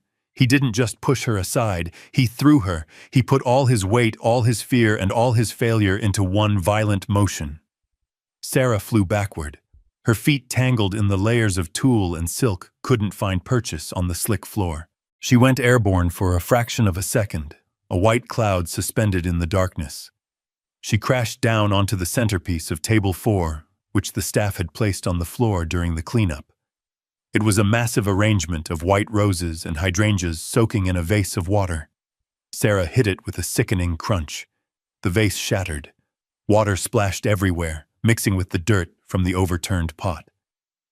She rolled off the debris and landed hard on the floor, her beautiful dress instantly soaking up the mud, the water, and the crushed petals. She lay there sprawled amidst the ruin of her perfection. White petals stuck to her wet hair. Her dress was torn at the shoulder. She looked like a fallen angel who had hit the ground too hard. Jason didn't look back. He used the distraction of her fall to bolt. He sprinted toward the kitchen doors, scrambling over chairs, knocking over a bus cart. "Get him," Vinny said softly. The two men flanking him moved. They were faster than they looked. They intercepted Jason before he could reach the swinging doors. One of them tackled him, sending him skidding across the polished wood. I watched as they hauled him up by his armpits. Jason was crying now, begging, promising, screaming. They dragged him out the back door into the night, where their car was waiting. Vinny looked at Sarah one last time. She was trying to push herself up, her hands slipping on the wet, flour-strewn floor. She was gasping for air, shock setting in. "Sorry about the mess, lady," Vinny said. "But you picked a loser." He turned and walked out, leaving Sarah alone in the center of the frame. I zoomed in on the camera feed. It was the image that would haunt me, but it was also the image that was necessary. Sarah was on her hands and knees. She was surrounded by broken glass and dying flowers. The white dress, the symbol of her vanity and her delusion, was ruined. It was gray, with dirty water, stained green with chlorophyll from the crushed stems. She lifted her head. Her makeup was running in black streaks down her face. She looked around the empty, silent room. "Daddy," she whispered. The microphone picked it up. It was a small sound, a broken sound. "Daddy, I'm hurt." I sat in my cabin. My finger hovered over the call button on my phone. Every instinct in my body screamed at me to go to her, to get in the truck, to drive through the gate, to pick her up and clean her off. But I pulled my hand back. If I picked her up now, she would never learn how to stand. If I cleaned her off, she would never understand the stain of her own choices. She had to sit in the flowers. She had to feel the cold water. She had to look at the wreckage she had invited into her life. This was the bottom, and she had to hit it alone. The security gates of Golden Oaks clicked shut with a mechanical finality that sounded like a prison door locking. But Sarah wasn't on the inside anymore. She was on the outside. The pavement where my truck had leaked oil that morning was now the starting line of her penance. She stood there for a long time under the yellow glow of the street lamp. I couldn't see her anymore. The resort cameras didn't reach the county road, but I knew exactly what she was looking at. She was looking at 5 miles of asphalt, gravel, and darkness. She was looking at a road she had traveled 1,000 times in the back of my truck, as a child complaining about the bumps. Now she had to feel every single bump against the soles of her feet. She took the first step. She was still wearing one shoe. The other had been lost somewhere in the lobby, kicked off in her frantic pursuit of a husband who had already abandoned her. She tried to walk with an uneven, limping gait, the remaining stiletto heel cracking against the tarmac, like a metronome counting down her misery. Click, scrape, click, scrape. After 100 yards, she stopped. She sat on the guardrail, the metal cold and damp against her skin. She unbuckled the remaining shoe and threw it into the ditch. It landed in the tall grass, a $1,000 piece of Italian leather, discarded like a fast food wrapper. Now she was barefoot. Her pedicure, a soft shell pink she had shown off on Instagram just yesterday, didn't stand a chance against County Road 9. The asphalt was old. It was rough, pitted with potholes and scattered with loose gravel. She started walking again. This time there was no clicking. There was just the soft, wet slap of skin on stone. A car approached from behind. I imagine she turned, waving her arms, the diamonds on her bracelet catching the headlights. She probably thought it was a guest. Maybe Becky. Maybe one of the groomsmen who had toasted to her eternal happiness an hour ago. The car didn't slow down. It swerved slightly to avoid the woman in the dirty white dress staggering along the shoulder, then accelerated. The wind from its passing whipped her hair across her face and sprayed gravel against her legs. They didn't see a bride. They saw a crazy woman walking alone in the dark. They saw trouble. She kept walking. The adrenaline of the ballroom was fading, replaced by the dull, throbbing ache of reality. Her dress, the custom silk masterpiece, was heavy. It had soaked up the water from the flower vase, and now it was soaking up the dew from the roadside weeds. It dragged behind her, collecting burrs, twigs, and mud. It wasn't a gown anymore. It was an anchor. She had to bunch the fabric up in her hands, holding it to her chest like a bundle of dirty laundry, just to keep moving. Mile 2. The blisters would have started by now. Soft skin rubbing against rough pavement. The friction turning into heat, then into fluid, then into raw, exposed nerves. She stepped on a sharp stone. She cried out. I know she did. She sat down right there in the middle of the road to check her foot. In the moonlight, the blood would look black. She probably checked her phone again. She had service out here. She could see the notifications rolling in, the tags, the comments. The world wasn't sleeping. The world was laughing. Every step she took away from the resort was a step deeper into viral infamy. She wasn't just walking home. She was walking through a digital hallway of mirrors, every reflection distorted and mocking. She called Jason again, straight to voicemail. She called Becky, straight to voicemail. She called her mother's old number, a number that had been disconnected for 10 years, just to hear a voice that wouldn't judge her. She stood up. She was limping for real now. The cold was setting in. The night air in the valley drops quickly. She was wearing thin silk and desperation. She wrapped her arms around herself, shivering violently. Mile 3. This was the stretch of road with no streetlights. Just the canopy of oak trees blocking out the moon. It was pitch black. The sounds of the night, the crickets, the rustling in the bushes, the hoot of an owl would sound like monsters to a girl who had spent the last 5 years in the city. She was afraid of the dark. She always had been. I used to leave the hall light on for her. Tonight, the only light was the distant glow of my cabin, a tiny pinprick of yellow miles away. She started to run, a clumsy, hobbling jog. She wanted to get out of the dark. She wanted the safety of the place she had called a shack. The irony must have tasted like ash in her mouth. The luxury resort had kicked her out. The penthouse was a lie. The shack was the only roof left in the world that wouldn't charge her admission. She tripped. It was inevitable. Exhaustion, darkness, and uneven ground are a brutal combination. She went down hard on her hands and knees. The gravel chewed into her palms. She didn't get up immediately. She stayed there on all fours, gasping for air, vomiting up the emptiness in her stomach. She looked at her hands. They were scraped, bleeding, dirty. They looked just like my hands. She had spent her entire adult life trying to scrub the construction worker out of her DNA. She got manicures. She used expensive lotions. She wore gloves when she drove. But now, kneeling in the dirt, mixing her blood with the earth, she was exactly who she was trying to escape. She was a Carter. She was down in the mud.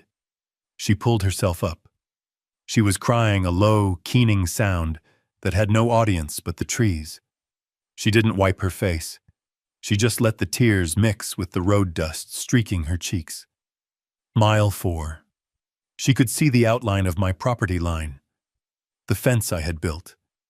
The gate she had driven past a week ago in a Porsche, laughing at its simplicity. Now that gate looked like the pearly gates of heaven. She dragged her feet. One step. Another. She was leaving a trail of bloody footprints on the asphalt. She was stripping away the layers of pretension with every agonizing yard. The entitlement was gone. The arrogance was gone. All that was left was survival. She reached the turnoff for my driveway. The gravel here was fresh, sharp. It must have felt like walking on broken glass. She saw the lights of the cabin. She saw my truck parked out front. The truck she hated. The truck she banned. She didn't look at it with disgust tonight. She looked at it with longing. She walked past the hood, her hand trailing along the rusted fender, needing something solid to hold onto. She stumbled up the 3 wooden steps to the porch. She stood in front of the door. She raised a hand that was shaking bloody and stripped of its diamond ring. She didn't knock. She collapsed against the wood, sliding down until she was a heap of ruined white silk on my welcome mat. She had walked 5 miles through hell to get back to the start, but she hadn't crossed the finish line yet. The door was locked, and I was on the other side waiting. I heard the thud of her body hitting the wood, followed by a low, guttural sob that vibrated through the doorframe. Then came the pounding. It wasn't a polite knock. It was the frantic, terrifying hammering of someone who knows the wolves are nipping at their heels. I stood on the other side of the oak door, my hand resting on the deadbolt. I could hear her breathing ragged and wet like a swimmer, surfacing from a near drowning. "Open the door," she screamed. Her voice was cracked raw from 5 miles of crying in the dark. "Dad, open the damn door." "It's me," I unlocked the deadbolt. The metal slide clicked back with a heavy mechanical snap. I turned the knob, but I didn't swing the door wide. I had engaged the security chain earlier, a thick link of hardened steel. The door opened 4 inches, just enough to see her, just enough for her to see me. The slice of her face visible through the gap was a portrait of ruin. Her hair was matted with mud and leaves. Her mascara had pooled into black bruises under her eyes. There was a cut on her cheek oozing blood that mixed with the road dust. She smelled of swamp water sweat and expensive perfume that had turned sour. She shoved her hand into the gap, trying to reach the chain, trying to force her way in. Her fingers were scraped and bloody, the manicure chipped away to jagged edges. "Let me in," she gasped, clawing at the air. "It's freezing. I'm hurt. Let me in right now." I didn't move to undo the chain. I stood there holding a glass of water I had poured but hadn't drunk. I looked at her fingers, grasping for purchase in a home she had mocked a week ago. "You can't come in, Sarah," I said. My voice was low. It didn't carry any anger. Anger is hot. This was 0 degrees. "What?" She stopped clawing. She put her eye to the crack, staring at me with a wild, disbelieving look. "What did you say?" "I said you can't come in," I repeated. "You made it very clear that I don't fit into your life. You put up a sign. You hired a guard. You drew a line. This threshold is that line. You stay on your side." She let out a sound that was half laugh, half scream. "Are you insane? I walked 5 miles. I'm bleeding. Jason left me. He stole everything. You ruined my wedding. You crazy old man. And now you're going to leave me on the porch." "I didn't ruin your wedding, Sarah," I said. "I just stopped paying for the lie. There is a difference."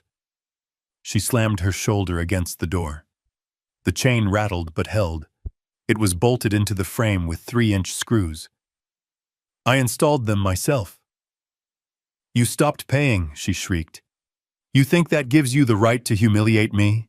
To verify my humiliation in front of everyone I know, Jason is going to sue you. He's going to take this shack and turn it into firewood."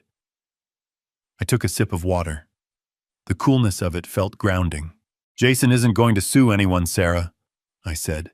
"Jason is currently in the back of a black SUV explaining to a man named Vinny why he doesn't have $50,000. She froze. The mention of the name made her pause. "Vinny, who is Vinny? Vinny is a loan shark," I explained patiently, as if I were teaching her how to read a tape measure. He holds the note on Jason's gambling debts. $540,000, Sarah. That's what your husband owes. That's why he married you. He needed the cash gifts to buy another week of life. You're lying, she whispered, pressing her forehead against the door jamb. He owns Nebulous Systems. He's a tech genius. I reached back to the small table in the hallway where I had left the dossier. I picked up the single sheet of paper summarizing the background check. I folded it lengthwise and slid it through the crack in the door. Read it, I said. She snatched the paper. I watched through this gap as she unfolded it with trembling hands. The porch light flickered above her, illuminating the text. I saw her eyes darting back and forth. Employment history, car rental clerk, cell phone kiosk, terminated for theft, credit score 420. Outstanding judgments, 6. She dropped the paper. It fluttered to the porch floor, landing in a puddle of mud. It's fake, she stammered, but her voice lacked conviction. You forged it. You always hated him because he was successful, because he was sophisticated, because he wasn't a laborer like you. I looked at her, really looked at her. She was shivering violently now. The adrenaline was wearing off, leaving only the cold reality of the night. I hated him because he was a con man, Sarah. And I hated him because he convinced you that your father, the man who built the roof over your head for 18 years, wasn't good enough to sit at a table and eat a chicken dinner. She started crying again. It was a manipulative cry this time, the kind she used to use when she wanted a new phone or a later curfew. Daddy, please, she sobbed. I'm sorry about the sign. Okay, I'm sorry. It was Jason's idea. He said his parents were judgmental. He said they wouldn't understand your lifestyle. I was just trying to keep the peace. I was trying to protect you from being embarrassed. Protect me? I asked. I leaned closer to the door. You weren't protecting me, Sarah. You were protecting your fantasy. You were ashamed. You looked at my truck and you saw failure. You looked at my hands and you saw dirt. You didn't see the work. You didn't see the sacrifice. You just saw something ugly that didn't match your Instagram feed. I'm sorry, she yelled, pounding the wood again. I said, I'm sorry. Now open the door, I have nowhere else to go. They kicked me out of the apartment. I know, I said. I canceled the lease guarantee. You what? She stepped back, her eyes wide. You were the guarantor. Who do you think paid the rent when Jason's mysterious wire transfers didn't come through? I asked. Who do you think paid for your car insurance? Who do you think paid for this dress you are ruining right now? She looked down at her dress. She touched the torn silk. You paid, she whispered, for everything I said. For 3 years, Sarah.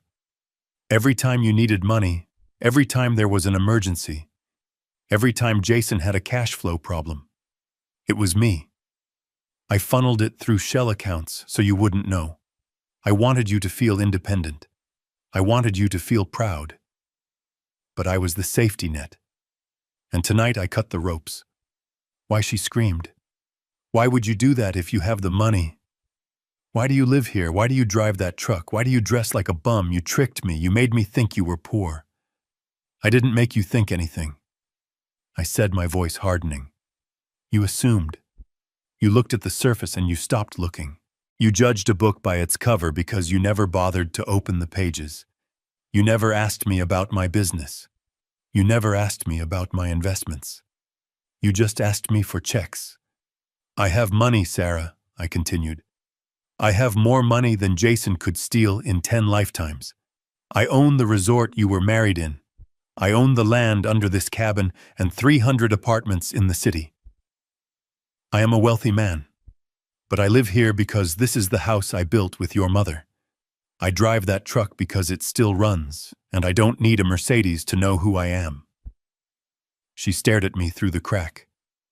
The revelation was hitting her like physical blows. The greed was starting to war with the shame in her eyes. I could see the gears turning.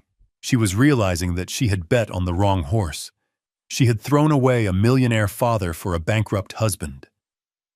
"Dad," she said, her voice changing. It became softer, wheedling. "Dad, if you have all that, then we can fix this. We can pay off Jason's debt. We can get the apartment back. You can help me. I'm your daughter. You can't leave me out here. I'm your only child." I looked at the chain. It was straining against the screws as she leaned her weight on the door. "I am not going to help you, Sarah," I said. "Not with money. Not anymore." "What?" She recoiled. "You have to. It's your duty." "My duty was to raise a good person," I said. "And somewhere along the line I failed. I gave you too much. I shielded you from too much. I let you believe that the world owed you a living. I let you believe that you were better than the people who serve your food and pick up your trash. I am better," she snapped, the mask slipping. "I have a degree. I am a creative director." "You are a receptionist with a fancy title, Sarah," I said bluntly. "And as of tonight, you are homeless. You are jobless, because I know for a fact you used the company credit card to pay for the florist deposit, and when I flag that transaction as fraudulent, your boss is going to fire you. You are nothing but what you can build with your own 2 hands. And right now your hands are empty." She stared at her empty hands. She looked at the bloody palms. "So that's it," she whispered. "You're just going to let me die out here. You're going to let me freeze because I hurt your feelings." "I'm not letting you die," I said. "And this isn't about my feelings. My feelings died when I saw that sign. This is about your character. You are broken, Sarah. You are fundamentally broken. You think people are disposable. You think family is a transaction. You think love is something you perform for an audience." I unlocked the chain. She gasped, surging forward, ready to push the door open. I slammed my foot against the base of the door, stopping it cold. I held it there, my boot wedged against the wood. I looked her in the eye, inches away. "I'm not letting you in," I said. "If I let you in, you will take a hot shower. You will eat my food. You will sleep in your old bed. And in the morning, you will wake up and you will hate me again. You will hate me for seeing you like this. You will hate me for having the money you want. You will start plotting how to get it. You will learn nothing." "Then what do you want me to do?" she screamed, spit flying onto my face. "Where am I supposed to go?" I reached into my pocket and pulled out a key. It was a single silver key on a plain ring. I tossed it through the crack. It landed on the porch with a metallic ping. "That is the key to Unit 4B at the tenements on 4th Street, I said. "It's a studio apartment. It has a hot plate and a mattress. I paid the rent for 1 month. There is a bus pass on the counter and an application for a waitress job at the diner downstairs." "The tenements," she gasped. "That's the slums. That's where you grew up." "Exactly," I said. "That is where I started. That is where I learned that you don't get to eat if you don't work. That is where I learned that a man's worth isn't his suit, it's his word." "I am not living there," she shouted. "I am Sarah Carter. You are Sarah." "Nothing," I corrected her, "until you can prove otherwise." She looked at the key lying in the dirt. She looked at me. "I hate you," she hissed. "I hate you more than anything in the world." "I know," I said softly, "and that is why you can't come in, because you only love what I can give you. You don't love me." I stepped back. "Dad, wait," she cried, sensing the end. "Dad, please, it's dark, I'm scared, you should be," I said. "The world is a scary place when you don't have a daddy to pay the bills." I started to close the door. "Dad," she screamed. "Dad, I'm sorry, I'll do anything." "Pick up the key, Sarah," I said through the narrowing gap. "Pick up the key and start walking. The bus stop is a mile down the road. The last bus runs at 4 a.m. You have time. But my feet, she sobbed. They'll heal, I said. Feet get tough when you use them. I am not being cruel, Sarah, I said, looking at her one last time. Her face was a mask of tragedy lit by the porch light. I am teaching you the lesson you missed 10 years ago. I am teaching you how to survive without a safety net. I am giving you the only gift I have left to give. I am giving you a bottom. I slammed the door. I threw the deadbolt. I slid the chain back into place. I heard her scream. It was a sound of pure, impotent rage. She pounded on the door for another 10 minutes. She cursed me. She cursed Jason. She cursed the world. Then silence. I waited. 5 minutes. 10. I heard a scuffling sound on the porch. Then the sound of slow, limping footsteps walking away. I went to the window and peered through the blinds. She was walking down the driveway. She was holding her dress up with one hand. In the other hand, clutched tight like a weapon, was the silver key. She was heading toward the road, toward the bus stop, toward the bottom. I turned off the porch light. The lesson had begun.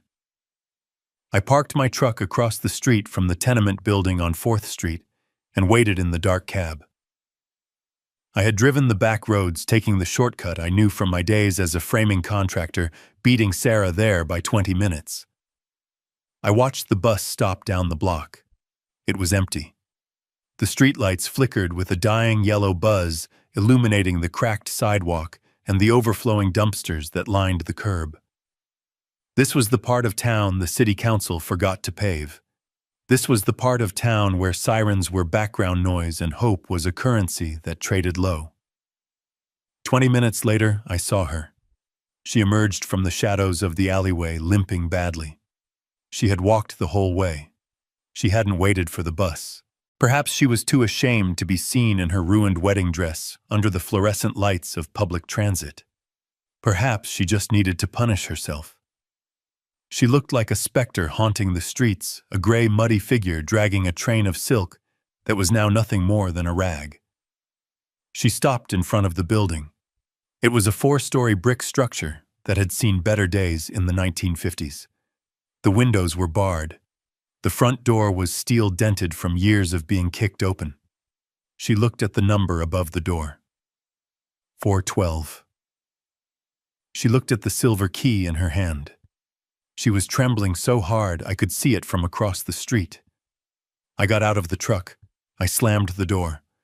The sound was like a gunshot in the quiet street. Sarah jumped. She spun around, her eyes wide with terror. When she saw it was me, her shoulders slumped. She didn't look relieved. She looked defeated. "You beat me here," she whispered. Her voice was a rasp. "I own the building, Sarah," I said, crossing the street. "I know the shortcuts." She looked up at the facade. A baby was crying in an apartment on the 2nd floor. A couple was arguing loudly on the 3rd. The smell of stale beer and boiled cabbage hung in the humid air. "This is it?" she asked. "This is where you want me to live?" "This is where you are going to live," I corrected her. "Come on." I walked past her and pushed the front door open. The lock was broken. It had been broken for 10 years. I held it for her. She hesitated, looking at the dark graffiti-covered hallway. Then she stepped inside. We walked up the stairs in silence. The elevator was out of order, wrapped in yellow caution tape. We climbed to the 4th floor. The stairwell smelled of bleach and urine. Sarah gagged, covering her nose with her hand, but she kept climbing. She had no choice. The alternative was the street. We reached apartment 4B. I took the key from her shaking hand and unlocked the door. I pushed it open and flipped the light switch. A single bare bulb in the center of the ceiling flickered to life, casting a harsh, unforgiving light on the studio. It was small, maybe 300 square feet. The floor was linoleum peeling at the corners.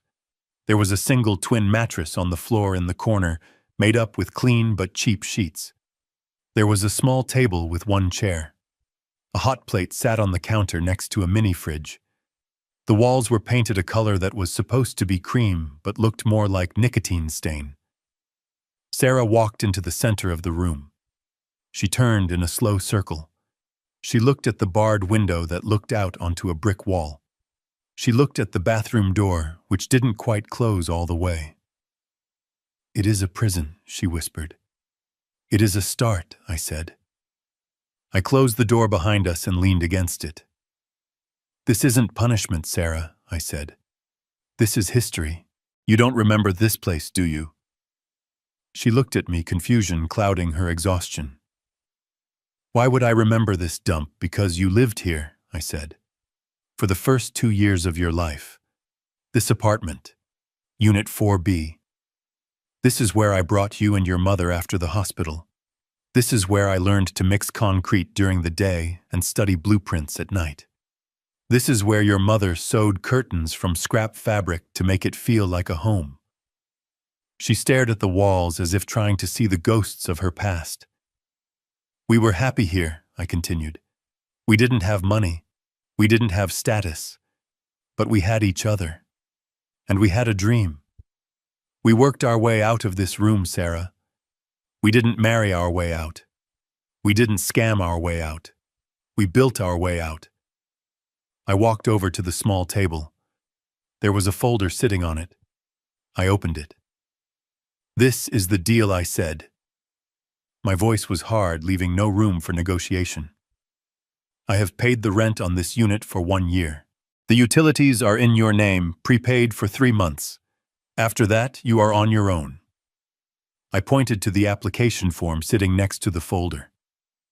"That is an application for the diner downstairs. Sal's place. I know the owner. He is expecting you tomorrow morning at 6 a.m. for a shift. It pays minimum wage plus tips. You will wear a uniform. You will serve coffee.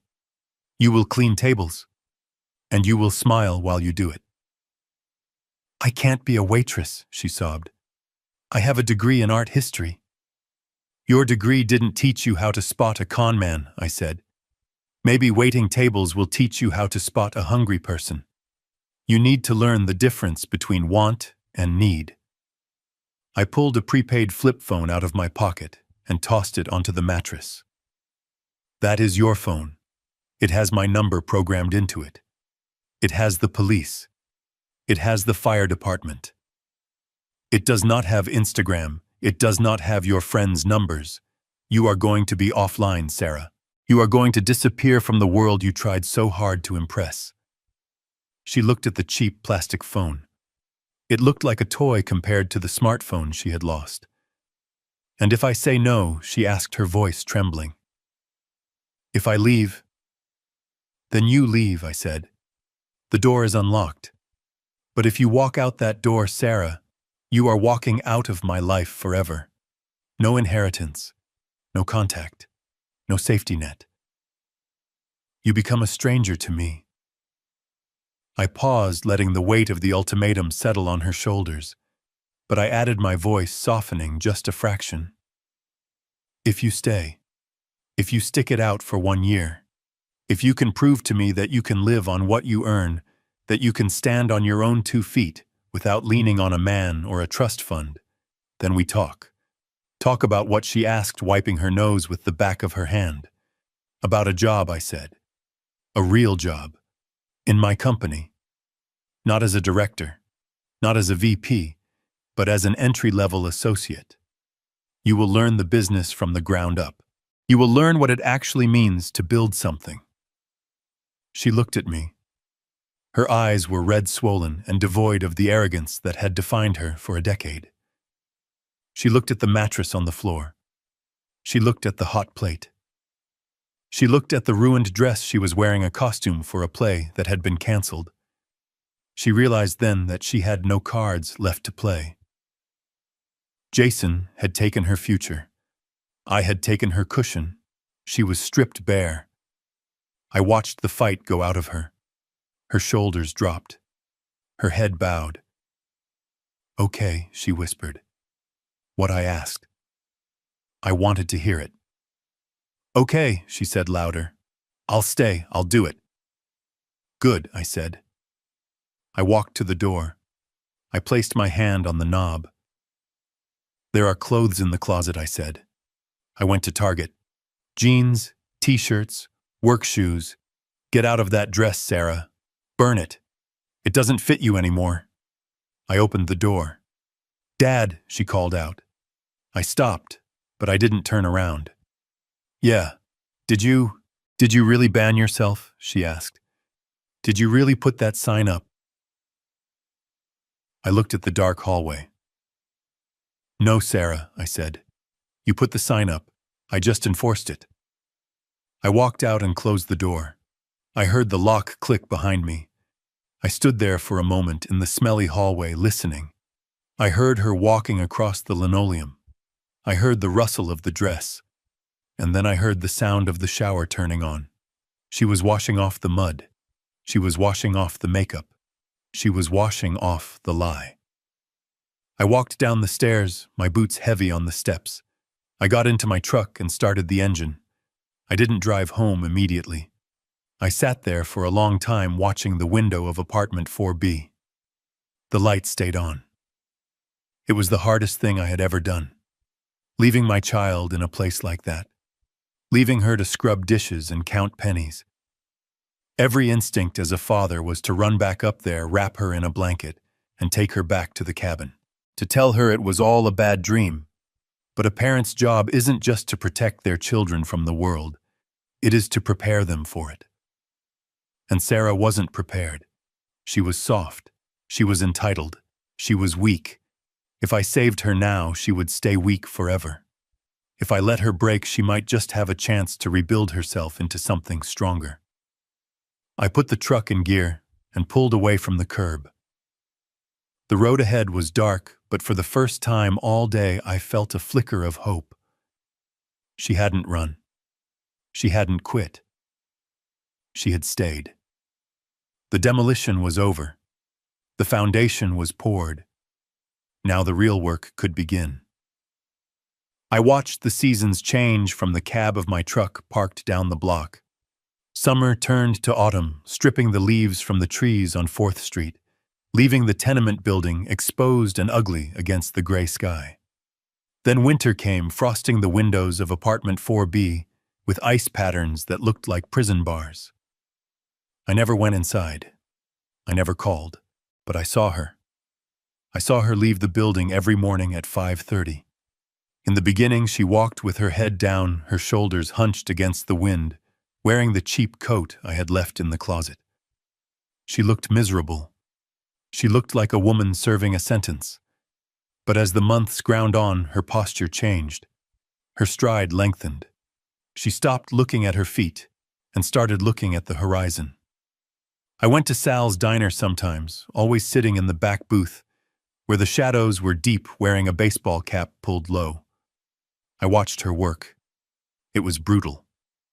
The morning rush at Sal's is a combat zone of clattering plates, screaming orders, and customers who think a $3 tip gives them the right to treat the staff like servants. I saw a man in a suit snap his fingers at her because his toast was cold. "Excuse me, sweetie," the man barked. "I have a meeting in 10 minutes. This is garbage. Take it back." The old Sarah would have thrown the plate at him. The old Sarah would have told him that her shoes cost more than his car. But this Sarah didn't flinch. She picked up the plate. "I apologize, sir," she said. Her voice was flat professional. "I will get you a fresh order right away." She walked back to the kitchen, dodging a busboy carrying a tower of dirty dishes. She didn't cry. She didn't complain. She just fixed the problem. I watched her count her tips at the end of a shift. She sat at the counter, her uniform stained with coffee and ketchup, sorting crumpled singles and silver coins into neat stacks. I saw her lips moving, doing the math. Rent, electricity, food, bus fare. One Tuesday in March, I followed her to the grocery store. She wasn't at Whole Foods. She was at the discount market where the fluorescent lights hummed and the produce was always slightly bruised. She had a basket, not a cart. She picked up a package of ground beef. She looked at the price tag. She put it back. She picked up a box of store-brand pasta instead. She stood in the checkout line counting out exact change from a small plastic coin purse. She was 5 cents short. The cashier, a tired teenager, sighed. I saw Sarah's face turn red. Not with anger, but with genuine shame. She didn't ask to speak to the manager. She didn't pull out a credit card that wasn't hers. "Take the apple off," Sarah said quietly. "I don't need the apple." That was the moment I knew. The entitlement had been burned out of her. It had been replaced by the hard, cold reality of arithmetic. She had learned the most important lesson of economics. You cannot spend what you do not earn. Spring arrived. The ice melted. Sarah was still there. She hadn't run to a friend. She hadn't found a new rich boyfriend to rescue her. She was working double shifts. She was tired. She was thin. Her hands were chapped from bleach and dishwater, but her eyes were clear. The frantic, desperate look of the girl on my porch was gone. In its place was the steady gaze of a woman who knows she can survive the dark. Exactly 1 year to the day after the wedding, I walked into Sal's diner at 10 in the morning. The breakfast rush was over. The place smelled of bacon grease and sanitizer. I didn't sit in the back. I sat at a booth by the window. The bell on the door chimed. Sarah was behind the counter wiping down the pie case. She looked up. She froze. The rag in her hand stopped moving. She looked at me. I looked at her. She didn't run to me. She didn't scream, "Dad." She put the rag down. She picked up a coffee pot and a mug. She walked around the counter and approached my table. She poured the coffee. Black, no sugar. Just the way I take it. "Hello, Dad," she said. Her voice was steady. "Hello, Sarah," I said. She put the pot down. She pulled a pad of paper from her apron pocket. "What can I get you?" she asked. "The special is meatloaf. It's actually pretty good today. Sal made it fresh." I looked at her. She was wearing a name tag that said Sarah. No title, no pretension. Just her name. "I am not hungry," I said. "I came to talk business." "Business?" she asked. She didn't sit down. She stood there, respectful of the customer, respectful of the man. I reached into my jacket pocket. I didn't pull out a checkbook. I pulled out a single manila folder. I slid it across the laminated table. "Open it," I said. She wiped her hands on her apron before touching it. She opened the folder. Inside was a single sheet of paper. It was an employment contract. "Golden Oaks Resort," she read aloud. "Position: Junior Operations Associate." "It is entry level," I said. "You will report to the housekeeping manager. You will inspect rooms. You will handle guest complaints. You will work holidays. The pay is $45,000 a year. It is enough to rent a decent apartment, not a penthouse, but a home with heat that works." She looked up at me. Her eyes were wide. "You want me to work at the place where it happened. I want you to learn how to run it," I said. "I fired the general manager last week. He enjoyed humiliating you a little too much. I need someone who understands that building from the ground up. Someone who knows what it feels like to be locked out, so they never lock out a paying customer again." She looked at the contract. Her thumb traced the logo of the resort. "And if I say no," she asked. "Then you stay here," I said. "You are a good waitress, Sarah. Sal likes you. You can make a life here. It is honest work." She closed the folder. She held it against her chest.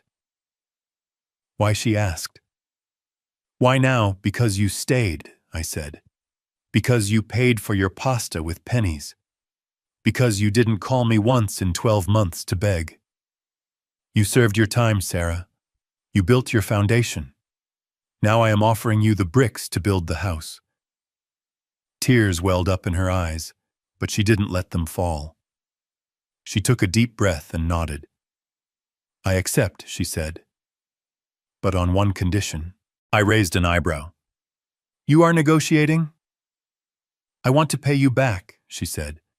For the wedding, for the dress, for the rent you paid on the apartment upstairs. I know it will take me years, but I want a payment plan deducted from my salary. I looked at her. I saw the grit in her jaw.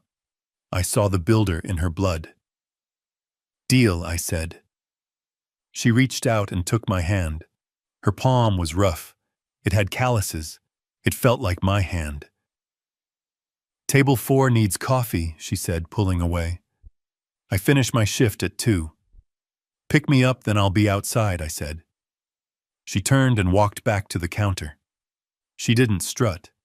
She walked with purpose. I watched her go. I took a sip of the coffee she had poured. It was hot. It was strong. It was the best cup of coffee I had ever tasted. The sign at the gate was gone. The ban was lifted. My daughter was coming home. Not as a princess, but as a partner. And that was worth more than all the gold in the world. We live in a world obsessed with filters and facades, where we often mistake the packaging for the gift. Sarah chased a golden illusion and nearly lost the real treasure, the unwavering strength of family. This story serves as a powerful reminder that true worth isn't found in a bank account or a designer label, but in the calluses of hard work and the integrity of one's word. Sometimes the greatest act of love a parent can offer isn't giving their child the world on a silver platter, but stepping back and letting them build their own, even if they have to start from rock bottom. If you believe that respect must be earned and not bought, hit that like button and subscribe to the channel for more stories of justice, resilience, and truth.